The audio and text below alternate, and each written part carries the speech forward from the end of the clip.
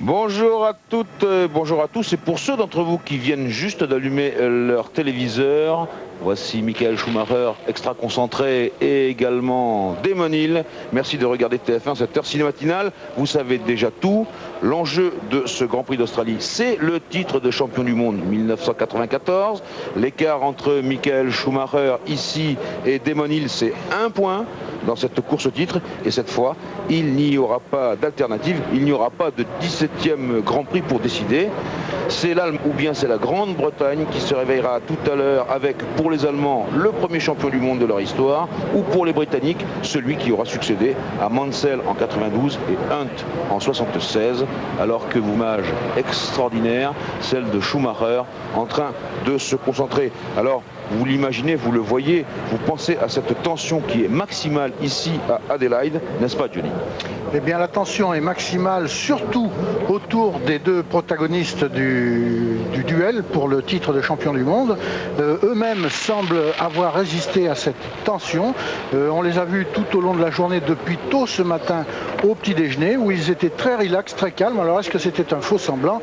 Est-ce que c'est là le comportement d'habiles joueurs de poker qui ne veulent pas dévoiler leur force ou leur faiblesse? Mais ils avaient l'air d'être au départ, enfin à la veille ou à quelques heures du départ d'une course tout à fait ordinaire, alors que c'est le titre de champion du monde qui va se jouer entre deux. Alors que le tour de formation mené par Nigel Mansell, ici en pole position, ce tour de formation va bientôt débuter. Alain Prost, est-ce que vous avez vécu cela en 1986? Je l'ai vécu souvent, mais en 86 particulièrement. Je dois dire qu'en tant que pilote, enfin ancien pilote, c'est quand même une situation exceptionnelle, et j'envie beaucoup aussi bien Damon Hill que Schumacher d'arriver à cette dernière course et de jouer le titre, parce qu'en fin de compte, c'est le but suprême de tous les pilotes chaque année, c'est d'abord de jouer le titre et d'aller le plus loin possible dans la saison en ayant cette ambition et cet honneur, parce que c'est quand même la gloire pour eux aujourd'hui. Et c'est vrai que ce sera un peu différent dans 2 heures, puisqu'il y en a un qui sera très très déçu, mais c'est quand même une sensation formidable. Et tout à l'heure Johnny parlait de pression. C'est vrai que les pilotes sont habitués à la pression d'une certaine manière, toujours le stress, etc. Donc ils ne le montrent pas, mais c'est vrai qu'au fond d'eux-mêmes, dans la voiture en ce moment, ça doit être quand même très très difficile. Et ça pourrait très bien profiter à un troisième à la ronde, c'est-à-dire Nigel Mansell aujourd'hui en pole position, qui lui n'a pas vraiment les mêmes problèmes. Il pourra certainement tirer les marrons du feu dans une situation qui est psychologiquement plus simple pour lui. 1 minute et peut-être 15 ou 20 secondes avant le départ de ce Grand Prix d'Australie, donc absolument déterminant. Johnny Rive, comment on va calculer les points au long de ce Grand Prix? Eh bien, c'est extrêmement simple, puisque aujourd'hui, à cette minute précise, Damon Hill compte un petit point de retard sur Schumacher. Pour être champion du monde, il lui suffira d'en prendre 2 à Schumacher au cours de ce Grand Prix d'Australie. En revanche, pour l'Allemand, c'est encore plus simple, puisqu'il lui suffit de marquer au moins autant de points, sinon plus, que Damon Hill pour conserver la première place qu'il occupe actuellement. Un tout petit point sur le warm-up de ce matin. Alors le rodage de dimanche matin a été, à l'exception du meilleur temps obtenu par Mansell en 1:16.3, très très bon temps, tout près de celui de sa pole position, alors qu'il roulait avec pas mal d'essence. Le rodage a donc été un peu déroutant ce matin, avec la 2e place de Jean Alesi qui a réussi 1:16.8, 6 dixièmes plus vite que son temps de pole position, son meilleur temps d'essai sur le sec qu'il a fait samedi matin, et la bonne prestation d'ensemble des McLaren Peugeot, avec Brundle 4e temps et Hakkinen 5e temps, tous les deux en 1:17.2 et 1:17.5. Alors en ce qui concerne les deux protagonistes, Schumacher et Damon Hill, sont restés en retrait. Volontairement, semble-t-il, nos deux héros se sont attachés à peaufiner les réglages de leur machine. Schumacher a réalisé le 3e temps en 1:17.1 et Hill le 6e temps en 1:17.6. La seule anicroche à remarquer non négligeable est une légère sortie de route sans dommage matériel pour Schumacher au cours de cette demi-heure d'essai ultime. Alors des images saisissantes des caméras de nos amis de Channel 9, la télévision qui retransmet la Formule 1 ici, avec un commentateur vedette qui n'est autre que Barry Sheene, le grand champion du monde moto, alors que Nigel Mansell va se ranger à sa place à gauche ici sur votre écran, sur la grille de départ. Il est en pole position, et Michael Schumacher, lui, va venir au dernier moment se mettre sur sa place à droite. Les chiffres de ce Grand Prix, on part pour 81 tours de 3 km et 780 mètres. mètres. Le Grand Prix sera long de 306 km et 180 mètres. C'est la 564e épreuve du championnat du monde depuis la création de celui-ci en 1950. Et puis c'est donc la 16e et dernière épreuve de ce championnat 1994. Et je vous rappelle que l'an dernier, ici, c'était Ayrton Senna qui avait gagné et c'était la dernière victoire du grand champion brésilien, en même temps que notre ami Alain Prost, eh bien, raccrochait définitivement son casque, le drapeau vert pour un départ déterminant lui aussi, le rouge, à droite Mansell, à gauche Schumacher, attention au premier virage, vu de l'intérieur de la McLaren. Schumacher en tête devant Hill et Mansell qui n'a pas cherché à vouloir s'imposer tout de suite. Il a patiné avec un petit peu d'excès, Mansell, et il a même été dépassé par Damon Hill qui est deuxième à la poursuite de son grand rival. Ça freine dans tous les sens, Schumacher d'entrée, frappe du poing sur la table, attention, c'est Mansell qui est au large là-bas et qui perd de la place alors qu'il freine Jean Alesi et tout le monde a un peu de mal à se faufiler entre ces murs et cette piste à la largeur minimum. Il est cinquième, Mansell. Mansell cinquième après avoir été un petit peu tout droit. Voilà les deux protagonistes tout de suite en tête, Schumacher devant Damon Hill et devant la McLaren Peugeot de Mika Hakkinen, une Benetton Ford, une Williams Renault, une McLaren Peugeot et ensuite les Jordan à moteur Hart de Barrichello et de Irvine. Jean-Louis, je vous propose de Mansell nous permet d'assister à un duel d'une limpidité parfaite puisque les deux protagonistes pour le titre de champion du monde sont face à face pour la première et la deuxième place de ce Grand Prix d'Australie qui sera déterminant pour le titre. Jean-Louis, comme vous le prévoyez, eh bien l'écueil du premier tour s'est bien passé. Les deux hommes sont face à face et déjà Schumacher vient de passer le premier tour en tête avec un temps de 1:22,7, ce qui ne dit pas grand chose. Le deuxième est Hill, le troisième Hakkinen, le quatrième Barrichello, le cinquième Mansell, le sixième Alesi, 7 Irvine, 8 Brundle, 9 Herbert, 10 Frenzen, 11 Berger, bien remonté déjà, 12 Panis, 13 Blundell, 14 Katayama, 15 Zanardi, 16 Leto, 17 Alboreto, 18 Martini, alors que l'écart entre Schumacher et Hill est de 2 secondes à peu près ronde. On revoit ce départ au ralenti avec les traces de gomme grâce à l'hélicoptère de Channel 9. Schumacher excellent alors que Hill a débordé sur la gauche, que Mansell s'est effacé. Et voilà le passage de cette première chicane où on craignait beaucoup et non. Tout s'est à peu près bien passé, même pas de tutoiement pour le reste du peloton. Hill qui revient un petit peu tout de suite.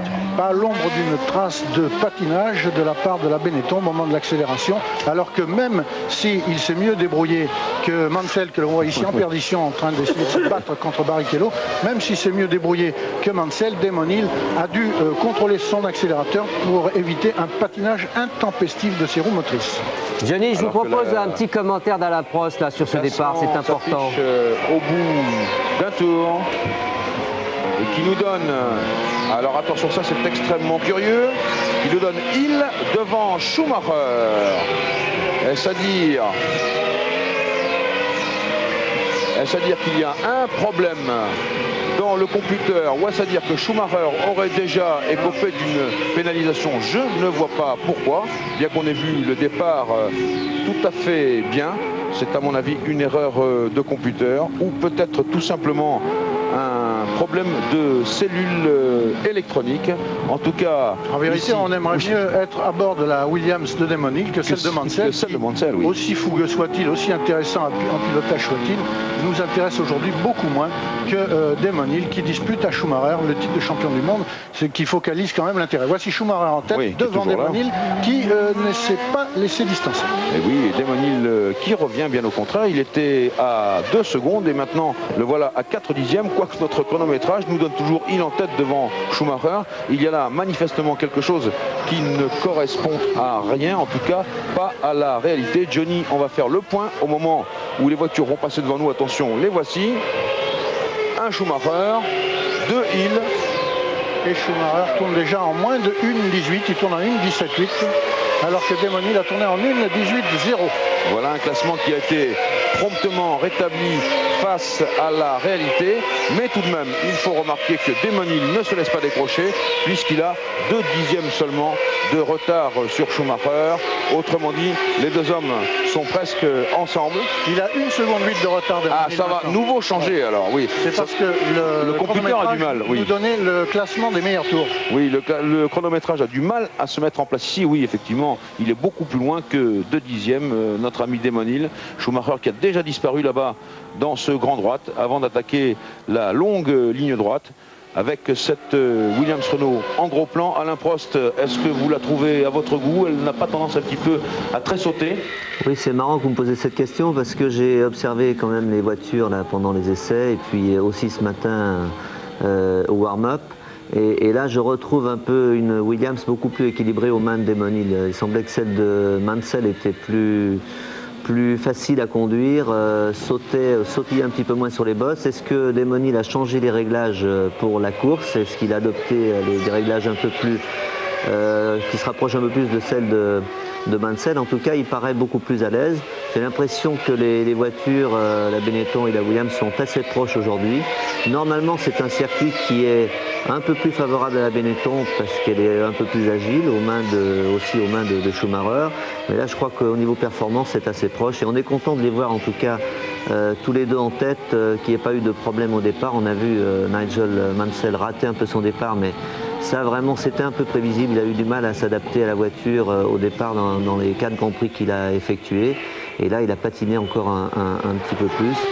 Mais le championnat, en tout cas cette fin de championnat, semble bien lancé. Et maintenant, bon, on va avoir le temps d'analyser, de décortiquer un peu le comportement des voitures et des pilotes, et aussi en fonction des arrêts au stand, car il va y en avoir certainement pas mal. Oui, alors ce que l'on peut constater, Alain, aussi, c'est que dans la partie sinueuse, eh bien, la Williams a tendance à rester un petit peu loin de la Benetton Ford. Et puis, bien entendu, dès qu'il y a la ligne droite, eh bien, je crois que le moteur V10 Renault fait vraiment son office, en tout cas, le remplit totalement. Et on voit Damon Hill revenir légèrement sur Michael Schumacher. Il passe ici devant nous pour la 5e fois, il est dans son 6e tour. Et on note que derrière lui, Damon Hill est à 2 secondes, c'est dire que les 2 postulants au titre de champion du monde sont là et bien là, puisque derrière, en 3e position, eh bien, c'est Häkkinen qui vient à 10 secondes, suivi de Barrichello à 13 secondes, Mansell à 14 secondes, Mansell qui a avec lui Jean Alesi. Ce sont nos 2 amis protagonistes du circuit de Suzuka au Grand Prix du Japon il y a une semaine, et Irvine, Brundle et Frentzen sont un peu plus loin pour leur part. Et Schumacher qui nous régale si souvent de son style coulé, de son style extrêmement précis à la Jim Clark. J'aime beaucoup rapprocher Schumacher de Jim Clark, évidemment que les jeunes n'ont pas connu. Revoici le départ depuis le poste de pilotage de Mika Häkkinen. Et on voit que Schumacher n'a absolument pas patiné au moment du départ. La Benetton a filé comme une flèche en adhérant à la piste comme une ventouse. Alors que devant, juste devant, c'est Mansell. Oui, Pierre Van Vliet. Oui, il semblerait, vous venez de voir le départ de Mansell, vu de l'intérieur. Mansell n'a pas vraiment manqué son envolée, mais c'est un petit peu après une trentaine de mètres, qu'il s'est visiblement quelque peu mélangé les pinceaux dans le changement de vitesse, semble-t-il, peut-être en essayant de trop bien faire. Oui, encore qu'avec une boîte semi-automatique, c'est compliqué. On revient sur les 2 protagonistes. Et je voulais dire que Schumacher, donc, qui nous a si souvent régalé de son style très très pur, très coulé, et bien là, on le voit attaquer d'une manière assez sèche. Il a frappé un grand coup dès le départ de la course pour creuser un écart sur Damon Hill. Mais Damon Hill, qui avait dit hier, après l'ultime séance de qualification, qui se battrait au maximum pour battre Schumacher, se défend comme un beau diable lui aussi. Et l'écart n'est plus que de 1 seconde 4 au lieu de 2 secondes au tour précédent, après 6 tours de course. Avec le meilleur tour en course pour Damon Hill, une 17,596, avant que Damon ne revienne complètement sur Michael ou que Michael sème Damon. Et bien nous, on va à Paris et on se retrouve après ces quelques pages de publicité. À Adelaide, dans le 8e des 80 tours de ce Grand Prix d'Australie, avec mes amis, une nouvelle qui va vous faire plaisir. Damon Hill se rapproche, 1 seconde et 3 dixièmes de Schumacher, les 2 hommes bientôt au coude à coude. Là, celui que nous avons au premier plan, c'est Nigel Mansell, eh bien, qui essaye de refaire son retard après un départ un petit peu chaotique, qui essaye de refaire son retard sur Rubens Barrichello, et il y a déjà eu une passe d'armes entre les 2 hommes. Rubens Barrichello qui pilote une Jordan. Jordan, l'écurie qui l'année prochaine fera courir les moteurs Peugeot à la place de McLaren aujourd'hui. Et écurie en laquelle Jean-Pierre Jabouille, le directeur de Peugeot Sport, place de gros espoirs. 1 seconde et demie entre Schumacher et Hill à l'issue du 8e tour. Les deux hommes, la Benetton Ford de tête et la Williams Renault, ne se départagent absolument pas en ce début de Grand Prix d'Australie. Alors que vous voyez là-bas la Jordan Hart filer, et puis là un gros freinage de Mansell qui revient avec sa Williams Renault. Les petites lumières que l'on voit sur le tableau de bord de Mansell, eh bien, ce sont les indicateurs de régime. Je crois que quand il faut vraiment changer de vitesse et passer au régime supérieur, il y a plusieurs lumières qui s'allument. C'est Alain Prost qui va nous dire si c'est bien cela, n'est-ce pas Alain?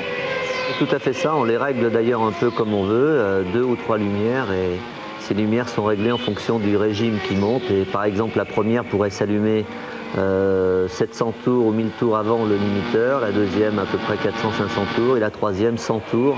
Donc vous savez exactement à peu près à quel régime vous êtes, mais surtout au lieu de regarder le contour précisément, c'est beaucoup plus facile de voir une lumière et 2 et 3 ainsi de suite qui s'allument, et c'est très très précis aussi pour le changement de vitesse. Alors que nous sommes ici sur la Ferrari de Jean Alesi qui est toujours dans l'ombre de la Williams Renault de Nigel Mansell. En dehors du duel pour le titre mondial des pilotes entre Schumacher et Hill, il y a Johnny Reed, celui des constructeurs, avec Benetton Ford contre Williams Renault. Et pour l'instant, Benetton Ford a une voiture en première place et une voiture en 15e place qui ne marque pas de points, alors que Williams Renault a une voiture en 2e place et une en 5e place. Voilà, c'est-à-dire que Benetton actuellement marquerait 10 tours si la course s'achevait dans cet ordre-là, et que Williams Renault marquerait 8 points.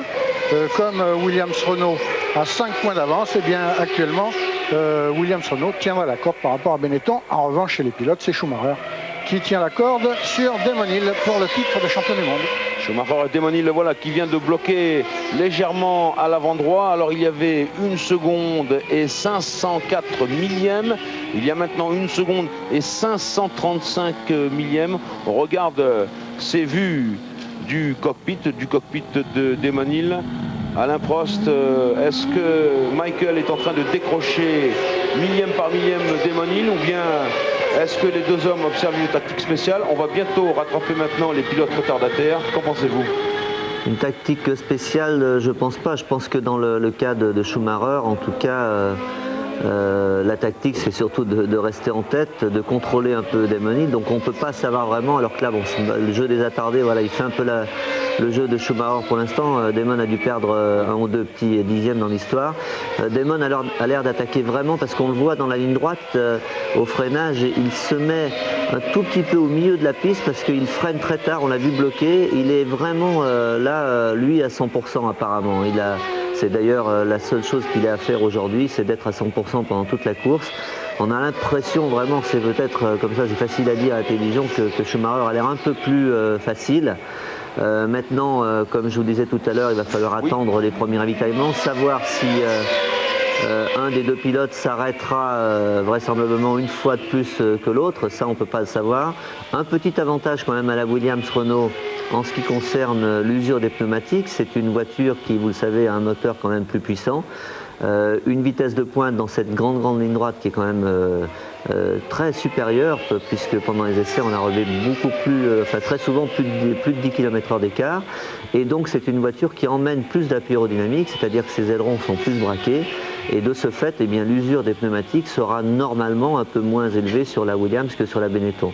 Mais on sait depuis le début de la saison que la Benetton est quand même une voiture très bien équilibrée, même si Schumacher paradoxalement s'est arrêté plus souvent pour les pneumatiques pendant les courses, notamment sur les circuits serrés, s'est arrêté plus souvent que la Williams de Damon Hill. Pour l'instant, on dirait que c'est 50-50, mais un avantage en tout cas psychologique pour Schumacher qui est en tête de la course. Alors Alain Prost, cela signifie, si Damon Hill est à 100%, que peut-être le Grand Prix d'Australie et le championnat du monde pourraient se jouer dans le domaine physique de la résistance des pilotes. Oui, physique, en considérant, là on a l'impression qu'il se rapproche un peu. Hein. Physique, oui, absolument. Voilà. Physique en considérant que c'est un circuit difficile physiquement. c'est un circuit qui est très dur pour les voitures et l'un va avec l'autre. Ce que je veux dire, c'est que c'est très très dur pour les pneumatiques, comme je vous l'ai dit, mais aussi très très dur pour les freins. Et c'est tellement dur pour les freins que c'est impossible d'avoir une voiture très bien équilibrée pendant toute la course. Et souvent, en fin de course, eh bien, on a une pédale un peu plus difficile à contrôler, un peu plus molle. Les disques de frein sont très usés. Et si on n'est pas vraiment très en forme physiquement, eh bien, on a des problèmes. Et là, on perd facilement des gros dixièmes de seconde à chaque tour sans vraiment comprendre. Ce freinage au bout de la ligne droite est très très violent. Et pour faire des freinages appuyés au maximum comme le fait Damon Hill, pendant toute la durée de la course, ce sera certainement difficile. Je me rappelle un souvenir en 87, justement là, exactement dans ce virage-là où Damon Hill passe, eh bien, j'avais explosé mes disques de frein, les deux d'ailleurs à l'avant en même temps, et dû à l'usure prématurée des disques. Et il suffit de peu de choses, de peu de calories en plus ou en moins pour que les freins ne soient plus efficaces du tout. Et à propos de frein, Alain, on a vu tout à l'heure, pendant que vous parliez, Schumacher amorcer un blocage des roues arrière au freinage de l'épingle que les deux leaders viennent de négocier. Et il s'en est fallu d'assez peu que Schumacher ait à contrebraquer violemment pour éviter un survirage, un tête à queue. Et ce qui souligne un petit peu ce que vous venez de dire à propos des freins. Oui, on a dire que c'est tendu, on parle de vitesse de pointe. Eh bien, pour les meilleurs au bout de la ligne droite, elle a été hier de 297 km/h. Bon, pardon, pas hier, il pleuvait avant-hier, vendredi. 297 km/h pour les Williams-Renault et 292-293 pour les Benetton-Ford. L'écart entre Schumacher et Hill est toujours de 1,5 seconde. Vous voyez que tout cela est constant. Quant au pilote Larousse Ford qui était rattrapé tout à l'heure, le retardataire, c'était Jean-Denis Deletraz, un Suisse qui s'est offert eh bien, une monte chez Larousse et qui livre ici son premier Grand Prix. C'est peut-être un peu le danger, ça, Johnny Reeves, d'avoir des pilotes frais et moulus qui pourraient semer un petit peu le trouble dans le déroulement du championnat. Certainement, mais de pilotes néophytes, il n'y en a qu'un vraiment néophyte, c'est donc Deletraz. Et ce que Schumacher et Damon Hill ont souligné lorsque la question leur a été posée, avec un seul néophyte, bon, il devrait se tirer d'affaire sans être trop gêné. Ici, c'est Noda qui concède un tour à son tour, et Noda qui s'est parfaitement rangé sur l'extérieur de la piste. Alors, à propos des leaders, il faut insister sur les performances. Ils sont en train de tourner en 1,17,3, 1,17,5, alors que tous les autres derrière eux tournent en plus de 1 minute 19,5 au tour. La différence est colossale, et Häkkinen, qui est actuellement 3e, a déjà concédé près de 24 secondes en 13 tours. Eh bien, nous, pendant ce temps-là, alors que ces images sont celles de la caméra embarquée de Damon Hill, on va jouer à un jeu très facile, top position, 36-15, code TF1.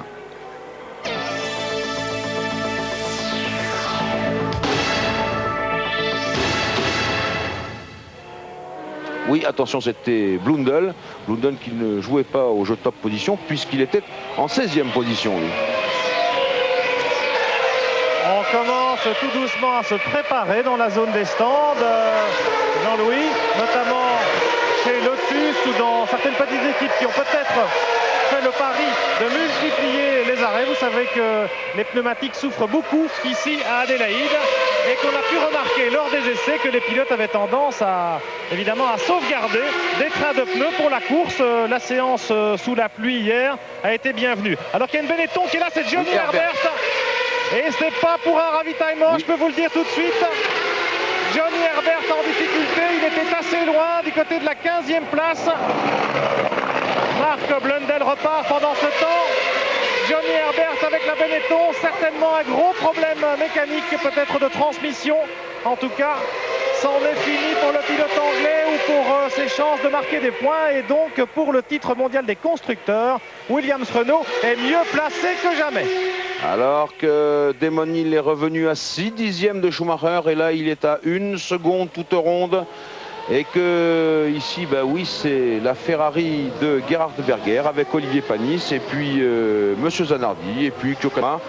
Derrière tout ce peloton qui est déjà entre 37 et 39 et même 44 secondes des deux leaders de la course. Et Jean-Louis, si on disait un petit mot de nos Français en course, Jean Alesi est 6e actuellement, en bagarre avec Mansell et Barrichello. Mansell ayant, le voici, Mansell ayant passé finalement Barrichello.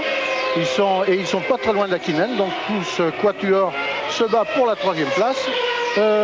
Panis est 11e sur la mieux placée des Ligier Renault. Il est 11e Panis entre Berger et Zanardi.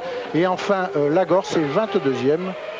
Et ça, c'est Fittipaldi qui vient d'arrêter son arrose au stand pour son premier ravitaillement. Et qui repart avec des pneus neufs. Voilà le peloton dont vous parliez, Johnny. Mika Hakkinen, ensuite Nigel Mansell, Rubens Barrichello et Jean Alesi. Ces 4 hommes au coude à coude ou presque pour la 3e place. Vous voyez qu'ils roulent de concert et que derrière, on est beaucoup plus loin.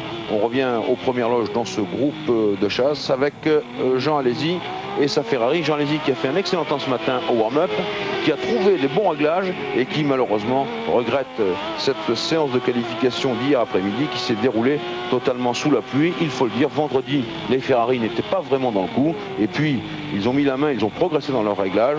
Et ça s'est déclenché tout ça hier matin. Malheureusement, ça ne comptait pas.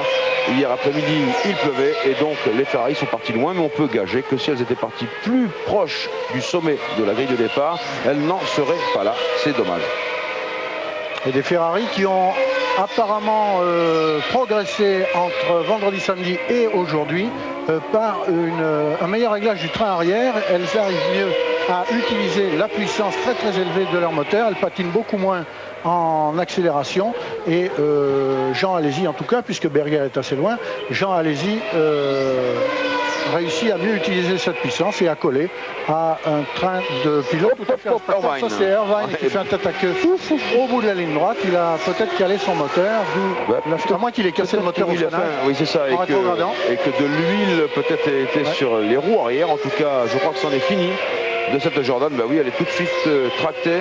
Irvine il se battait à l'arrière-plan, alors que là on revient sur le groupe de chasse, Hakkinen, Mansell, et puis on va suivre Barrichello légèrement distancé, et puis la Ferrari. On regarde, ah bah oui, mais il a empiété sur la bordure. Et puis Brundle, eh ben, il n'était pas tout à fait tranquille, et voilà.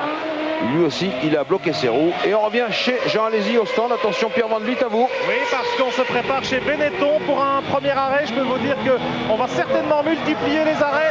On parle de 3, voire même de 4 arrêts dans ce Grand Prix d'Australie. Chez Arrows, en tout cas, Fittipaldi a prévu d'en faire 4. Il y a Jean Alesi qui repart déjà. Au limiteur. Jean Alesi, le premier parmi les hommes de tête, en tout cas dans le quatuor de chasse, à s'être arrêté. Oh là, oui, et avec des pneus chauds, mais encore un peu frais quand même, puisqu'il vient de rattraper un magnifique survirage, notre Jeannot, alors que là, on est à nouveau à bord de la Benetton Ford de B-Leader, c'est celle de Michael Schumacher. Attention, Pierre Van Vliet, à vous, il est prêt? Oui, absolument. Et Damon aussi. Alors, ça va être chaud. Les deux leaders en même temps. Attention, 80 km/h dans les stands. Et c'est aux mécaniciens de jouer maintenant. Chaque mécanicien dans les deux équipes, on sait que Benetton a fait mieux cette année que Williams en général. Schumacher repart déjà.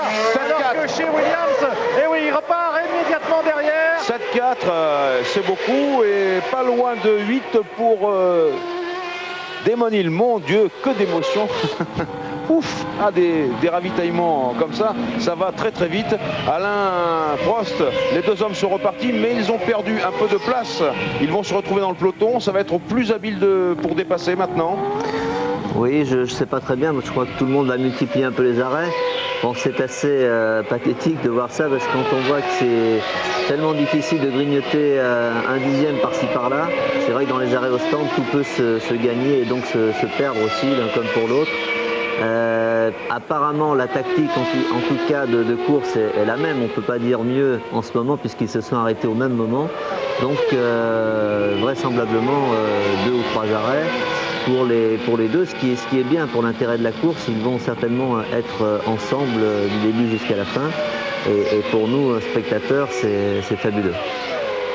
Et là, nous sommes avec les deux premiers du Grand Prix d'Australie, Hakkinen et Mansell. Mansell qui va attaquer Hakkinen au freinage de l'épingle, Adélaïde, qui passe, qui est arrivé trop vite, qui vire là. Joli. Et Hakkinen le repasse à l'accélération.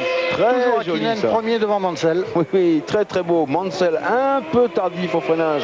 On va sans doute revoir cela grâce aux caméras de Channel 9. Un peu trop tardif, il tire trop loin.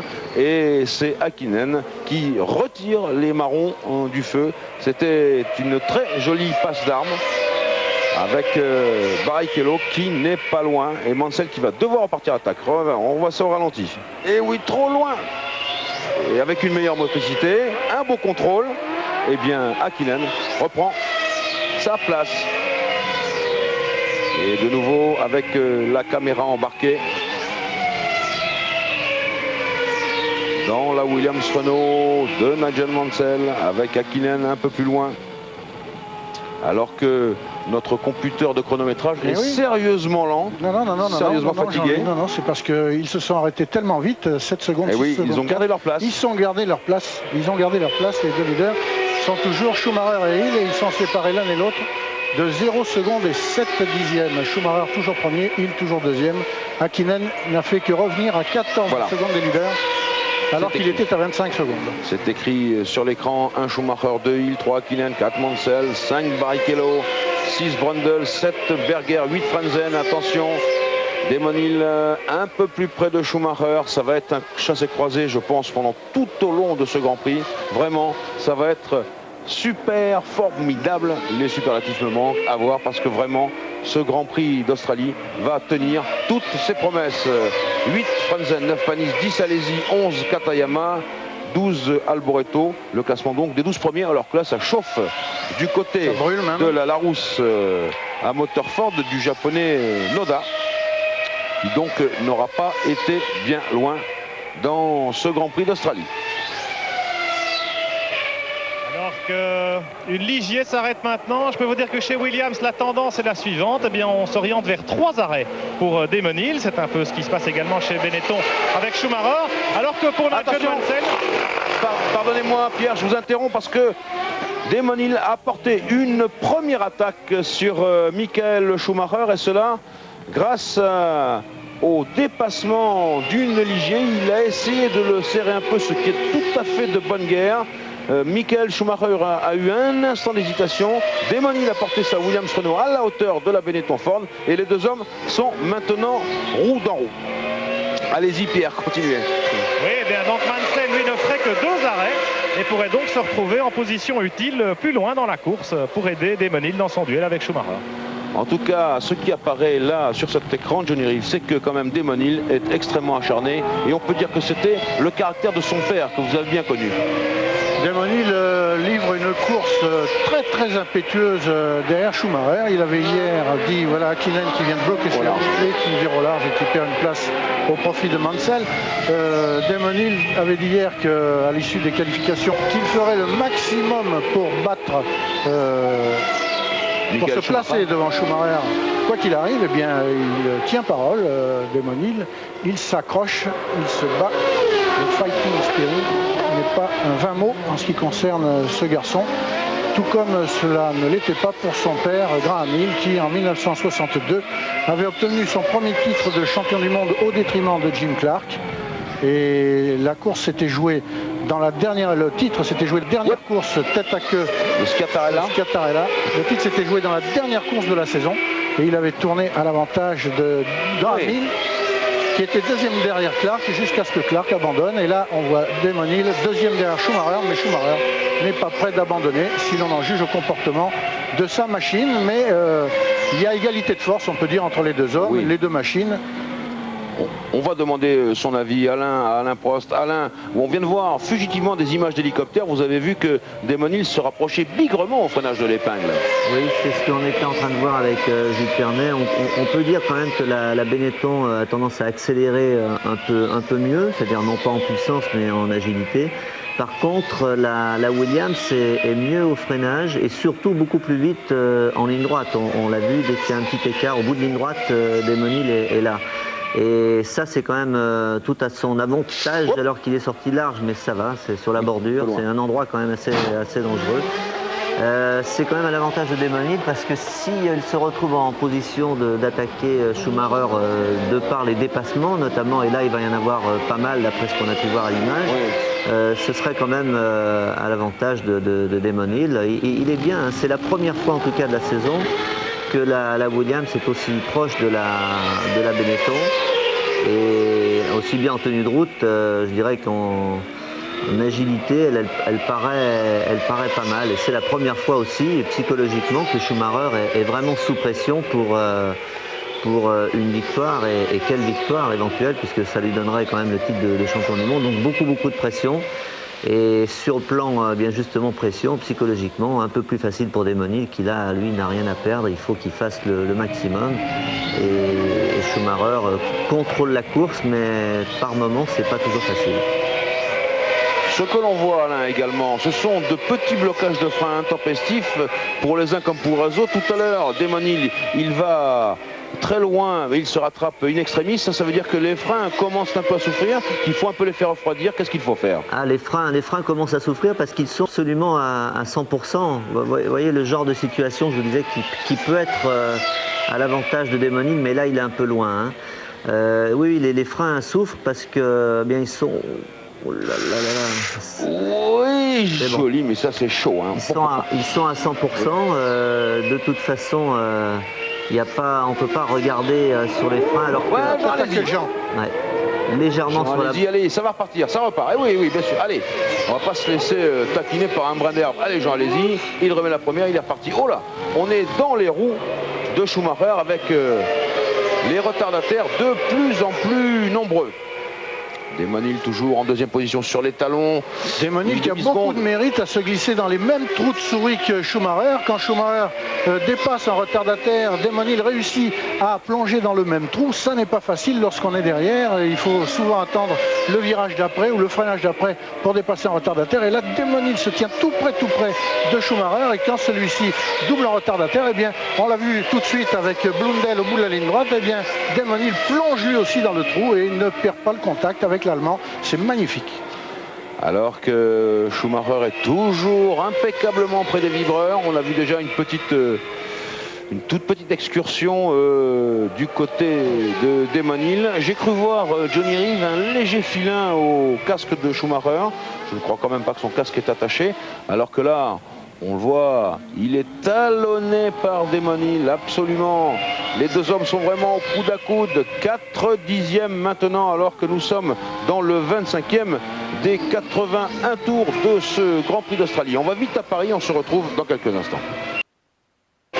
Retour dans le 26e tour de ce Grand Prix d'Australie. Et vous le voyez, c'est toujours la guerre entre Schumacher et Hill et le reste du peloton. Alors que, à chaque fois, Demon Hill, vous l'avez dit, Johnny, réussit à se faufiler à travers le filin des retardataires. Il ne faut pas que quelqu'un d'extérieur championnat, alors que Mansell s'arrête à son stand, que quelqu'un d'extérieur vienne troubler cette belle mise en scène du Grand Prix d'Australie.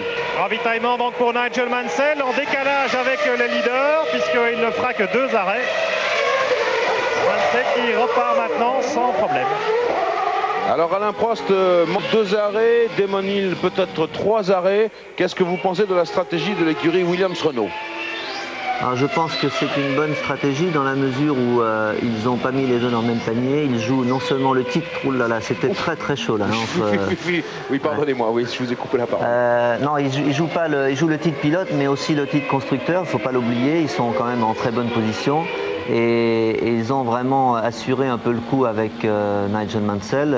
En ce qui concerne la stratégie de Demon Hill par rapport à Schumacher, le fait de faire 3 arrêts me semble être la bonne solution. On le voit d'ailleurs quand ils doublent les retardataires. Ils ont besoin, comme je disais au début du reportage, de pneus en forme, d'avoir une voiture très agile et ils ne peuvent pas se permettre de jouer vraiment la fiabilité. Il faut qu'ils jouent la performance au maximum et c'est ce qu'ils font. Alors que tout à l'heure nous avons vu en gros plan, très gros plan, l'aileron de la Benetton Ford de Schumacher. Alors que j'ai l'impression que de temps en temps, Demon Hill fait des petits écarts et de temps en temps il se rapproche. Est-ce que ça veut dire qu'il l'a pratiquement à sa main, Alain? Je ne pense pas qu'il l'a à sa main. Si vous regardez bien, il y a des endroits où il est mieux que Schumacher. C'est-à-dire, bon, la ligne droite que l'on voit maintenant, c'est évident, il est plus rapide, il est un peu plus vite au freinage du bout de la ligne droite, ce qui pourrait être un gros avantage s'il était vraiment en position de dépasser Schumacher à un moment ou à un autre de la course. Dans cette partie qui va suivre, sortie d'épingle jusqu'au stand, il est très bien, il est l'égal de Schumacher, si ce n'est peut-être un petit peu plus vite ici notamment. Après, il va y avoir l'épingle juste avant les stands, sans problème. Il freine très bien, sa voiture est très bien en freinage apparemment. Et par contre, à partir de maintenant, Schumacher est un peu plus rapide, surtout dans cette chicane après les stands, où sa voiture est plus agile. La Williams paraît un peu pataude en fin ici, là, en fin de virage. Et cette partie là, des droites-gauche où la Benetton est plus à son aise. Mais si Damon Hill était en tête de la course, tout seul, peut-être qu'il pourrait faire la petite différence, 1 ou 2 dixièmes peut-être, qui lui permettrait de s'échapper. En tout cas, les retardataires et les ravitaillements vont être certainement la clé de cette course, dans la mesure où on voit que Schumacher prend pas mal de précautions, mais il est quand même obligé de prendre certains risques car il ne peut pas se permettre d'attendre un tour. Et surtout dans la ligne droite, il faut qu'il choisisse le bon moment pour dépasser, au risque de se faire dépasser par Damon Hill. Alors que nous avons vu Mika Häkkinen à son stand et que dans quelques secondes, eh bien, Johnny vous ferait le point sur le classement parce que ça a quand même pas mal bougé, non pas pour le groupe de chasse qui est toujours Mansell Barrichello, mais on voit que Berger, qui ne s'est pas arrêté, est bien placé. Et puis Jean Alesi aussi. Donc toujours Schumacher et Hill devant, attention, essayons de ne pas nous serrer dans le mur.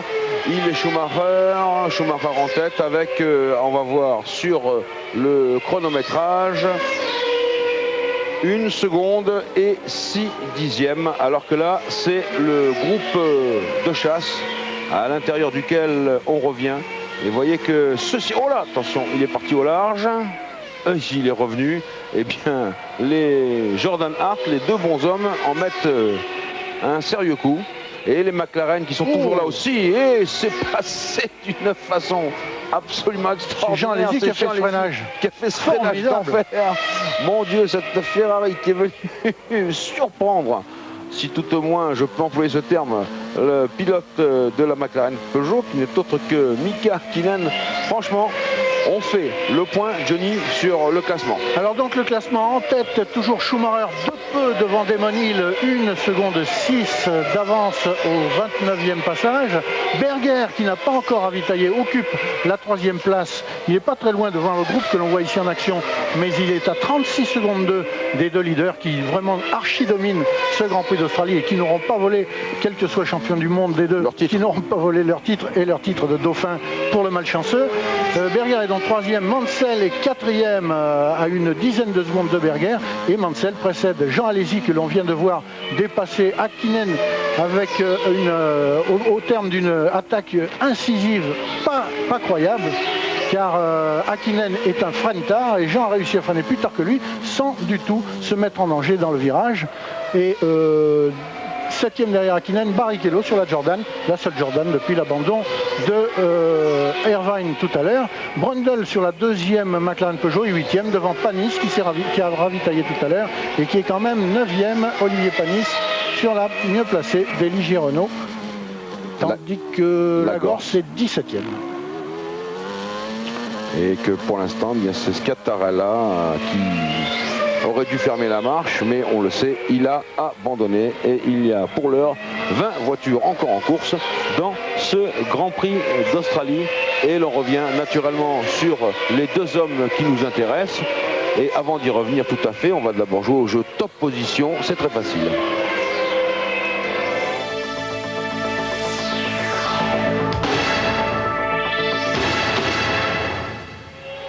Et pour jouer, 36-15, code de TF1.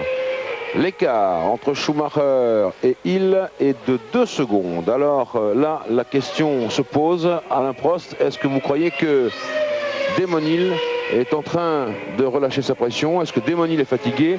Est-ce que la Williams commence à accuser le coup?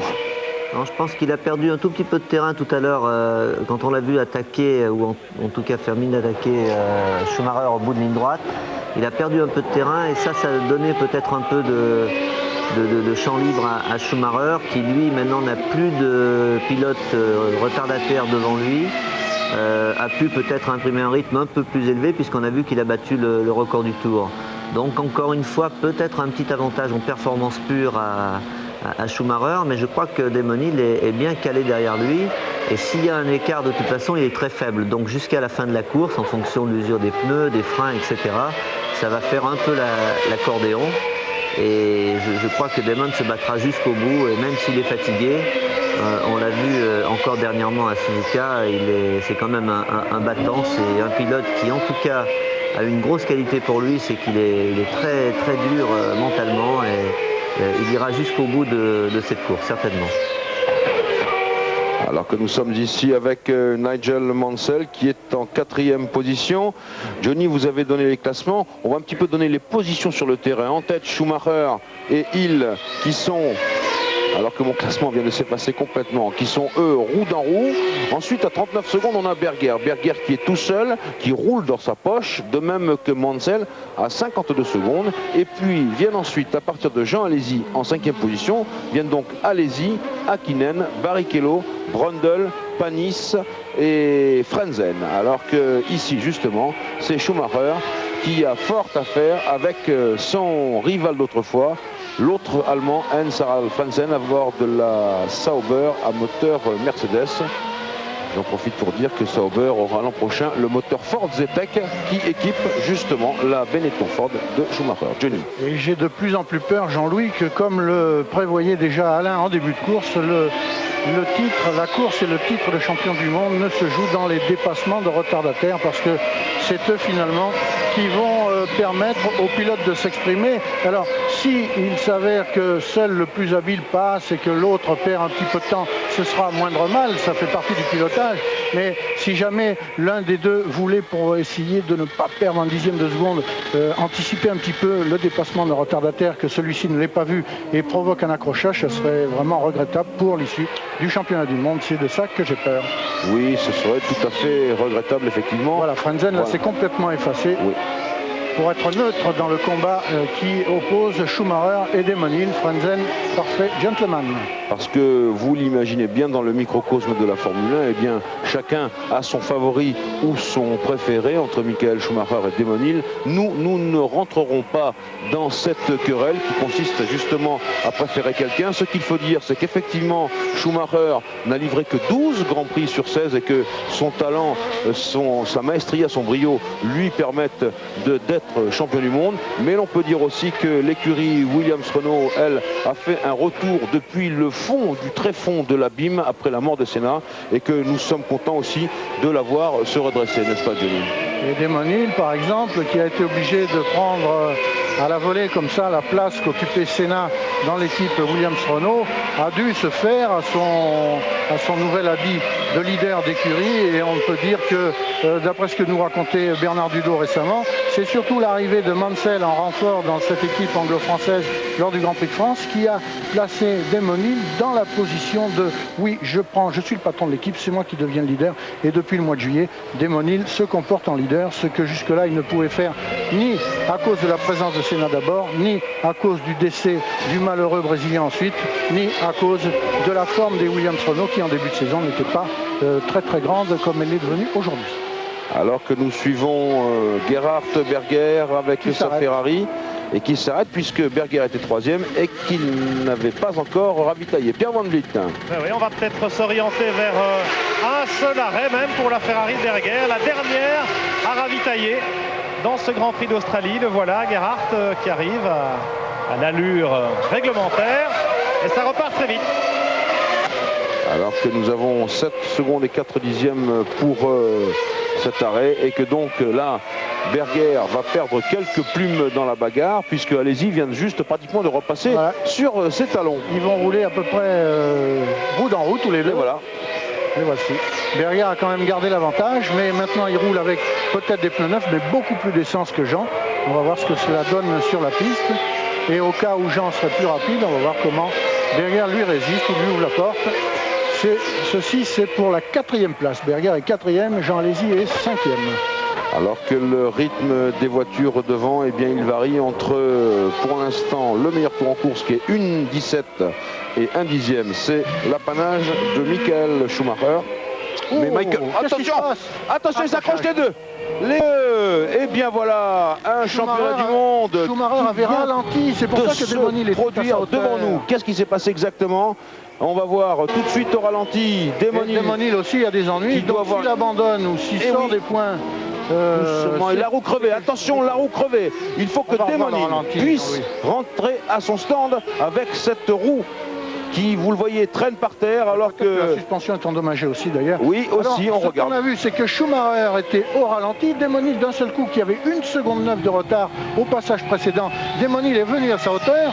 Schumacher l'a-t-il vu, ne l'a-t-il pas vu? Oui. Il a serré la corde à l'entrée d'un virage à droite, le virage dont Alain disait tout à l'heure que... Il surveille sa roue.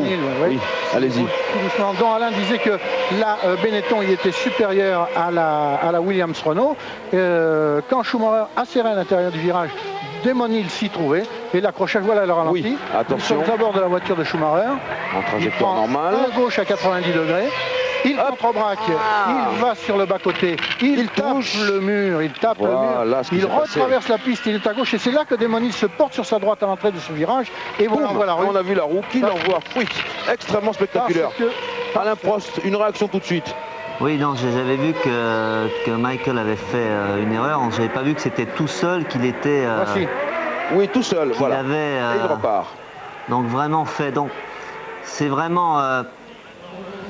c'est un peu dommage que Damon ait tenté de passer à cet endroit-là, mais c'est... Et voilà la Williams de Demonil qui s'arrête. Stop pour le chronométrage. La Williams de Demonil, on est prêt évidemment à intervenir également. Il secoue la tête, Damon, il secoue la tête. Il secoue la tête désespérément. On regarde la suspension, c'est foutu. On regarde les triangles, la barre de réaction, elle est tordue. Et Patrick Head est à côté. Et David Brown lui fait signe d'arrêter le moteur. Et mesdames, messieurs, champion du monde. Sur cette image extrêmement triste, sur ce regard dramatique de Demonil qui veut naturellement ne pas s'arrêter, mais c'est fini, on le voit que la barre de poussée est complètement tordue. Eh bien, le championnat du monde, oui, voilà ce point terrible. Il ne peut pas prendre le risque, c'est impossible. On peut peut-être essayer de redresser, on peut essayer peut-être... Il faut la changer, Jean-Louis. Oui, il faut la changer. C'est exactement ce qu'ils vont faire. David Brown arrive au pas de course. Les mécaniciens 53 secondes déjà. 1 minute, alors qu'on revoit ça au ralenti. Et voilà, donc là on est dans la peau dans la voiture de Demonil. Voici Schumacher à l'extérieur du virage qui vient de taper le mur.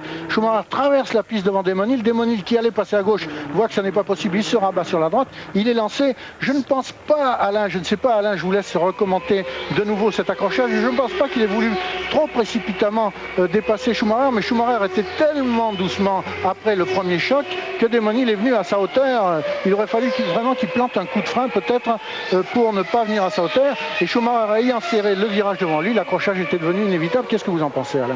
Oui, je suis un peu d'accord. Simplement, je trouve, quand j'ai dit c'est dommage, parce que c'est vrai qu'il avait la route ouverte pour lui. Peut-être que justement Schumacher avait endommagé. On a vu qu'il a quand même tapé le mur, et ça aurait été vraiment un miracle pour lui de ne pas avoir endommagé sa voiture, sa suspension, ou peut-être même une crevaison.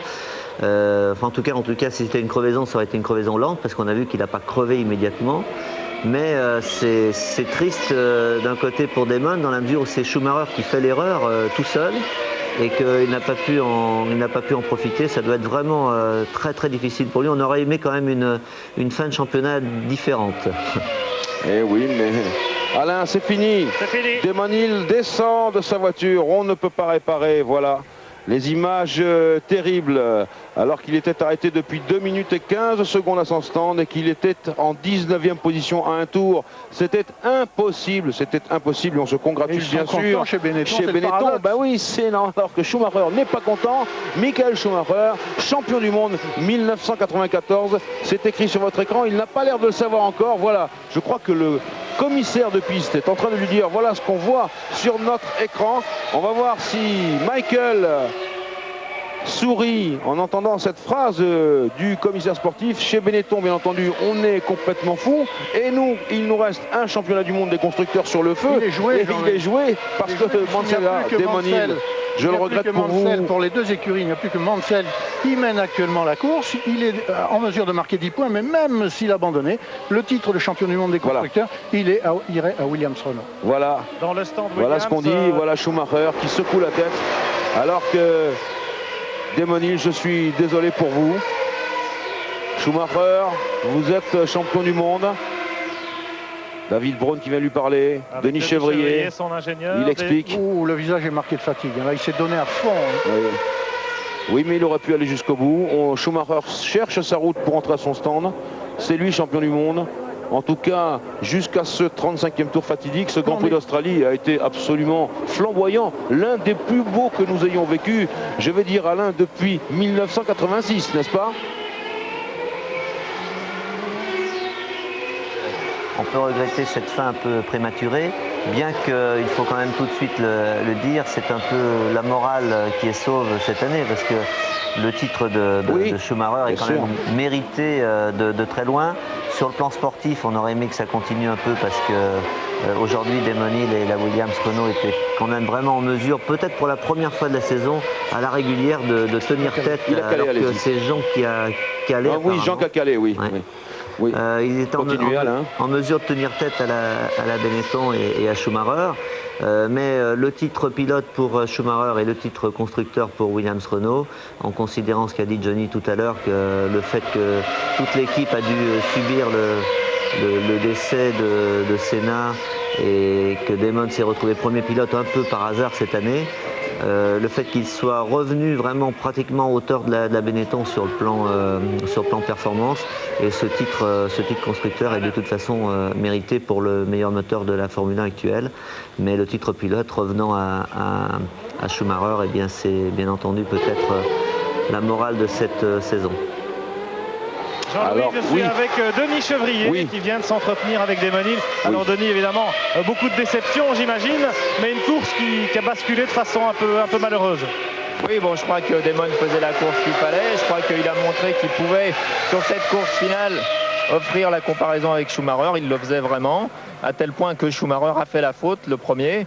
Puis bon, ben, après, il y a l'acte vraiment anti-sportif, mais je crois qu'il faut l'admettre de la part de Schumacher que c'était possible de le faire. Je crois que les images sont très claires. Il sort Damon Hill, mais bon, effectivement, il n'y avait qu'un point, et puis il était vital pour Schumacher, ce point. Pierre Van Vliet, est-ce que Denis Chevrier nous entend? Oui, c'est extrêmement grave ce que vous venez de dire, Denis Chevrier, comportement anti-sportif, parce que Damon Hill vous expliquait que ça s'était passé comme ça. Non, enfin, lui, il ne me l'a pas expliqué. Lui, c'est ce qu'il a ressenti. Et nous, c'est ce qu'on a cru voir également à la télé. Donc, je pense qu'il était clair que compte tenu du choc qu'avait eu Schumacher et de la vitesse à laquelle il était dans le petit bout de ligne droite qui est entre les deux virages, entre le virage de l'incident pour lui et le virage de l'incident mutuel, il était clair qu'il n'était pas en position naturelle d'empêcher Damon Hill de passer. Donc, il l'a empêché par un autre moyen. Bon, sinon, la voiture malheureusement irréparable, Denis. Oui, bon, de toute façon, je crois qu'il faut mettre ça dans les incidents de course. C'était lors de la dernière course que se faisait le championnat, mais il y a eu de moins d'autres occasions où des incidents de course ont émaillé la saison. Donc je pense qu'il ne faut pas dire que c'est ici que Damon Hill a perdu le championnat du monde. On l'a perdu en d'autres occasions. Par contre, Williams Renault est champion du monde des constructeurs, quand même, c'est important. Oui, ouais. Voilà, merci. Oui, Denis Chevrier qui est un peu ému, je crois. Je crois que c'est ça. Malheureusement, bon, il a proféré des paroles, Denis. On vérifiera, je crois, lors de la conférence de presse exactement ce qui s'est passé. Nous lui laissons l'entière responsabilité de ce qu'il a dit, n'est-ce pas, Pierre? Et nous revenons, alors que là, Michael Schumacher, le nouveau champion du monde, part en moto vers son stand. Nous revenons sur une course qui n'est pas finie, et je vais vous dire pourquoi. Parce que Mansell, le leader, a seulement 1 seconde et 9 dixièmes d'avance sur Gerhard Berger. Et là, je dois le regretter aussi profondément, Jean Alesi, je ne sais pas si c'est de sa faute, a calé lors de son deuxième arrêt à son stand. Il a perdu un temps infini, il n'est maintenant plus que 9e, alors que je pense que là, il aurait pu jouer sa carte. Jean. Il était 3e tout près de Berger, il s'est arrêté pour son deuxième ravitaillement, qui ne s'est pas très bien passé. Au moment où il relançait sa voiture, le moteur a calé. Est-ce que c'est une erreur de vitesse ou est-ce que la voiture n'était pas complètement prête? Il a été obligé de s'arrêter et ce qui l'a fait caler, je ne sais pas. Toujours est-il qu'il a perdu plus d'une minute avant la remise en route, Jean, et que maintenant il est presque à un tour. Il a presque un tour de retard. Il a 1 minute 12 secondes de retard sur Mansell, le nouveau leader de ce Grand Prix d'Australie. Et il lui reste pratiquement la moitié de la course pour refaire ce retard, mais ce sera extrêmement difficile. Ici, c'est Berger qui est à la poursuite de Mansell. Mansell qui est devant lui à un peu moins de 2 secondes. Nous, on va à Paris et on se retrouve après ça.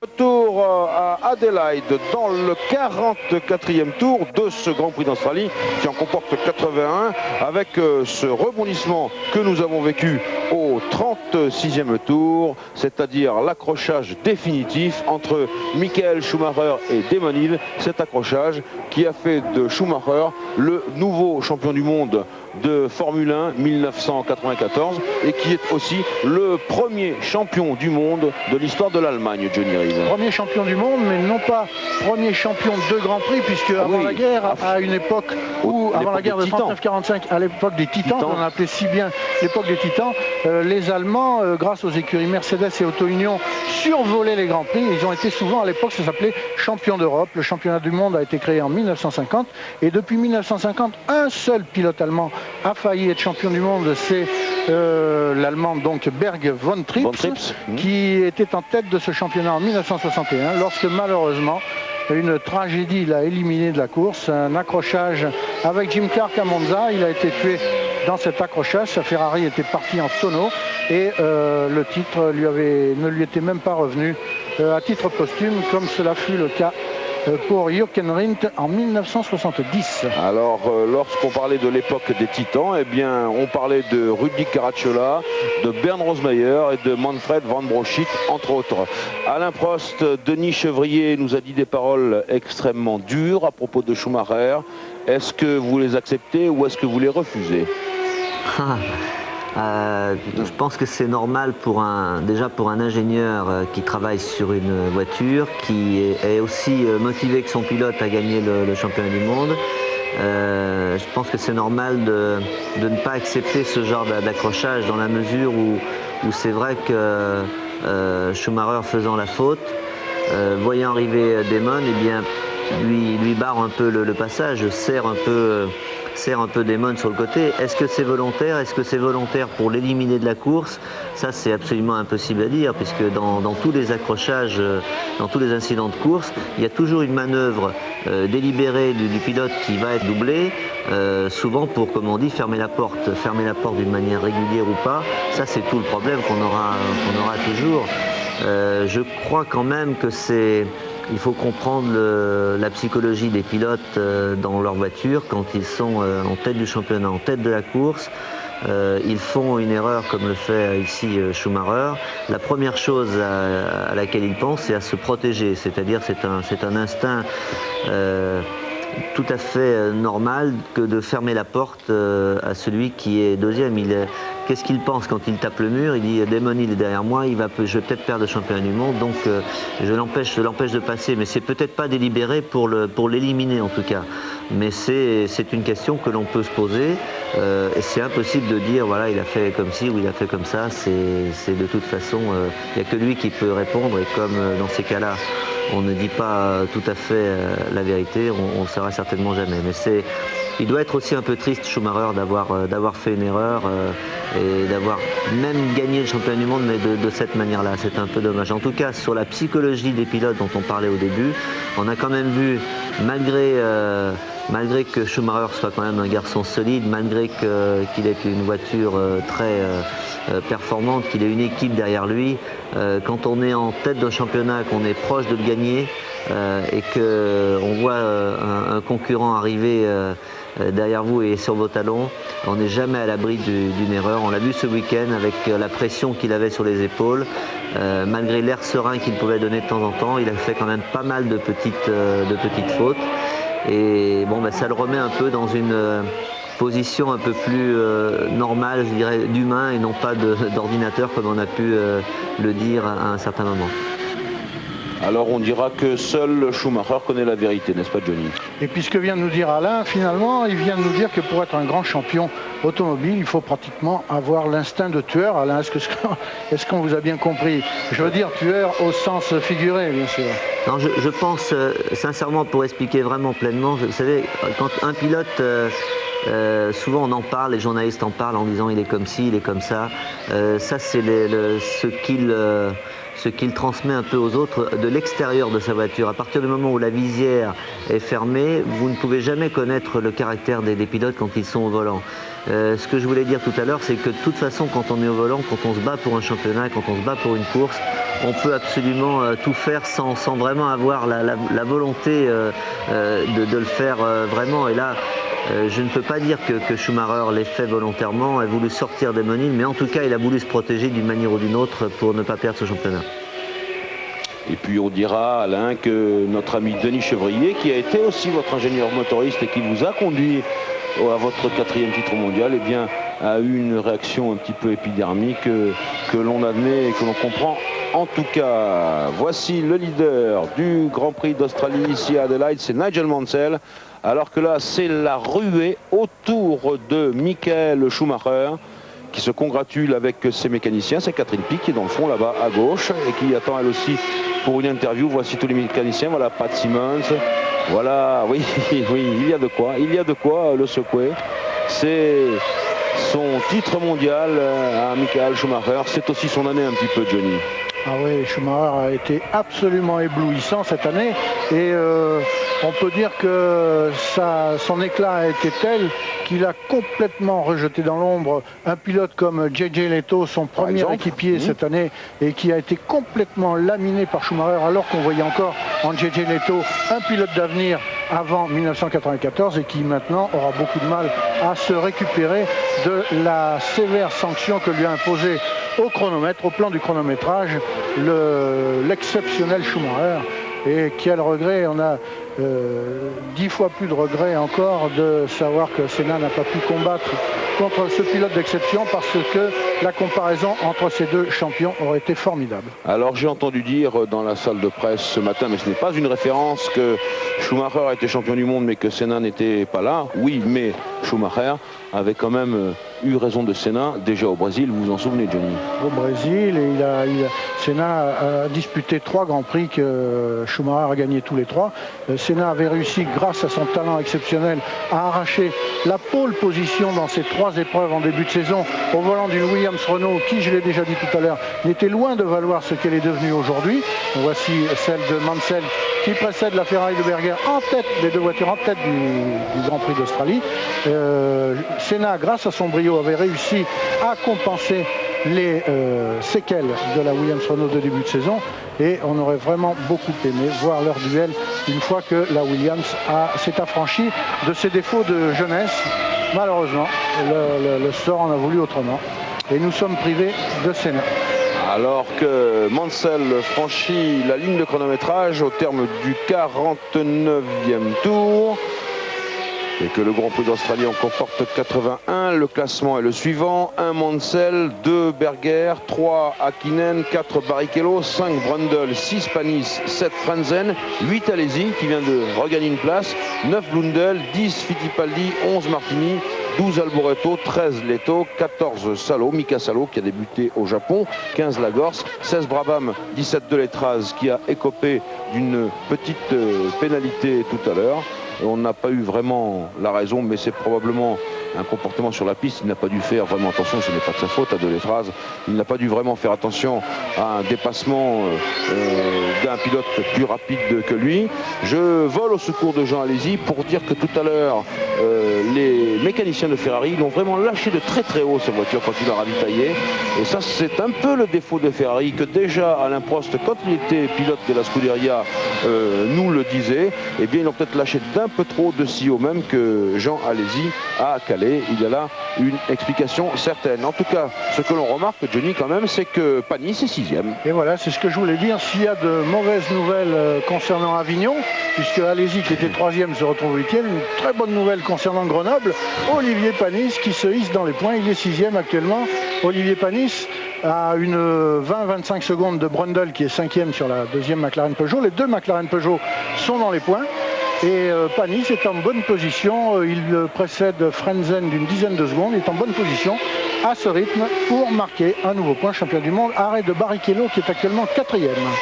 et qui risque de perdre cette 4e place au bénéfice de Brundle. Alors puisque on est dans le clan des Français, il faut savoir que le 15e est Lagorce. Et puis si nous ne parlons pas de Eric Comas, c'est bien justement c'est parce que le pauvre Eric a laissé le volant de sa Larousse à Jean-Denis Delétraz.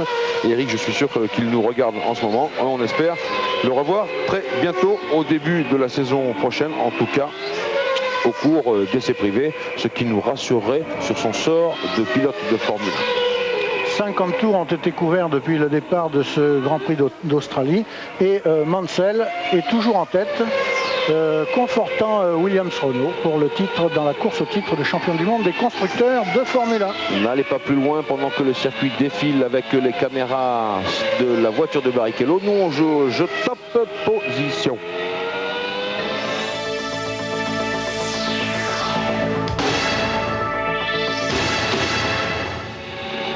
Et pour jouer 36-15 code TF1.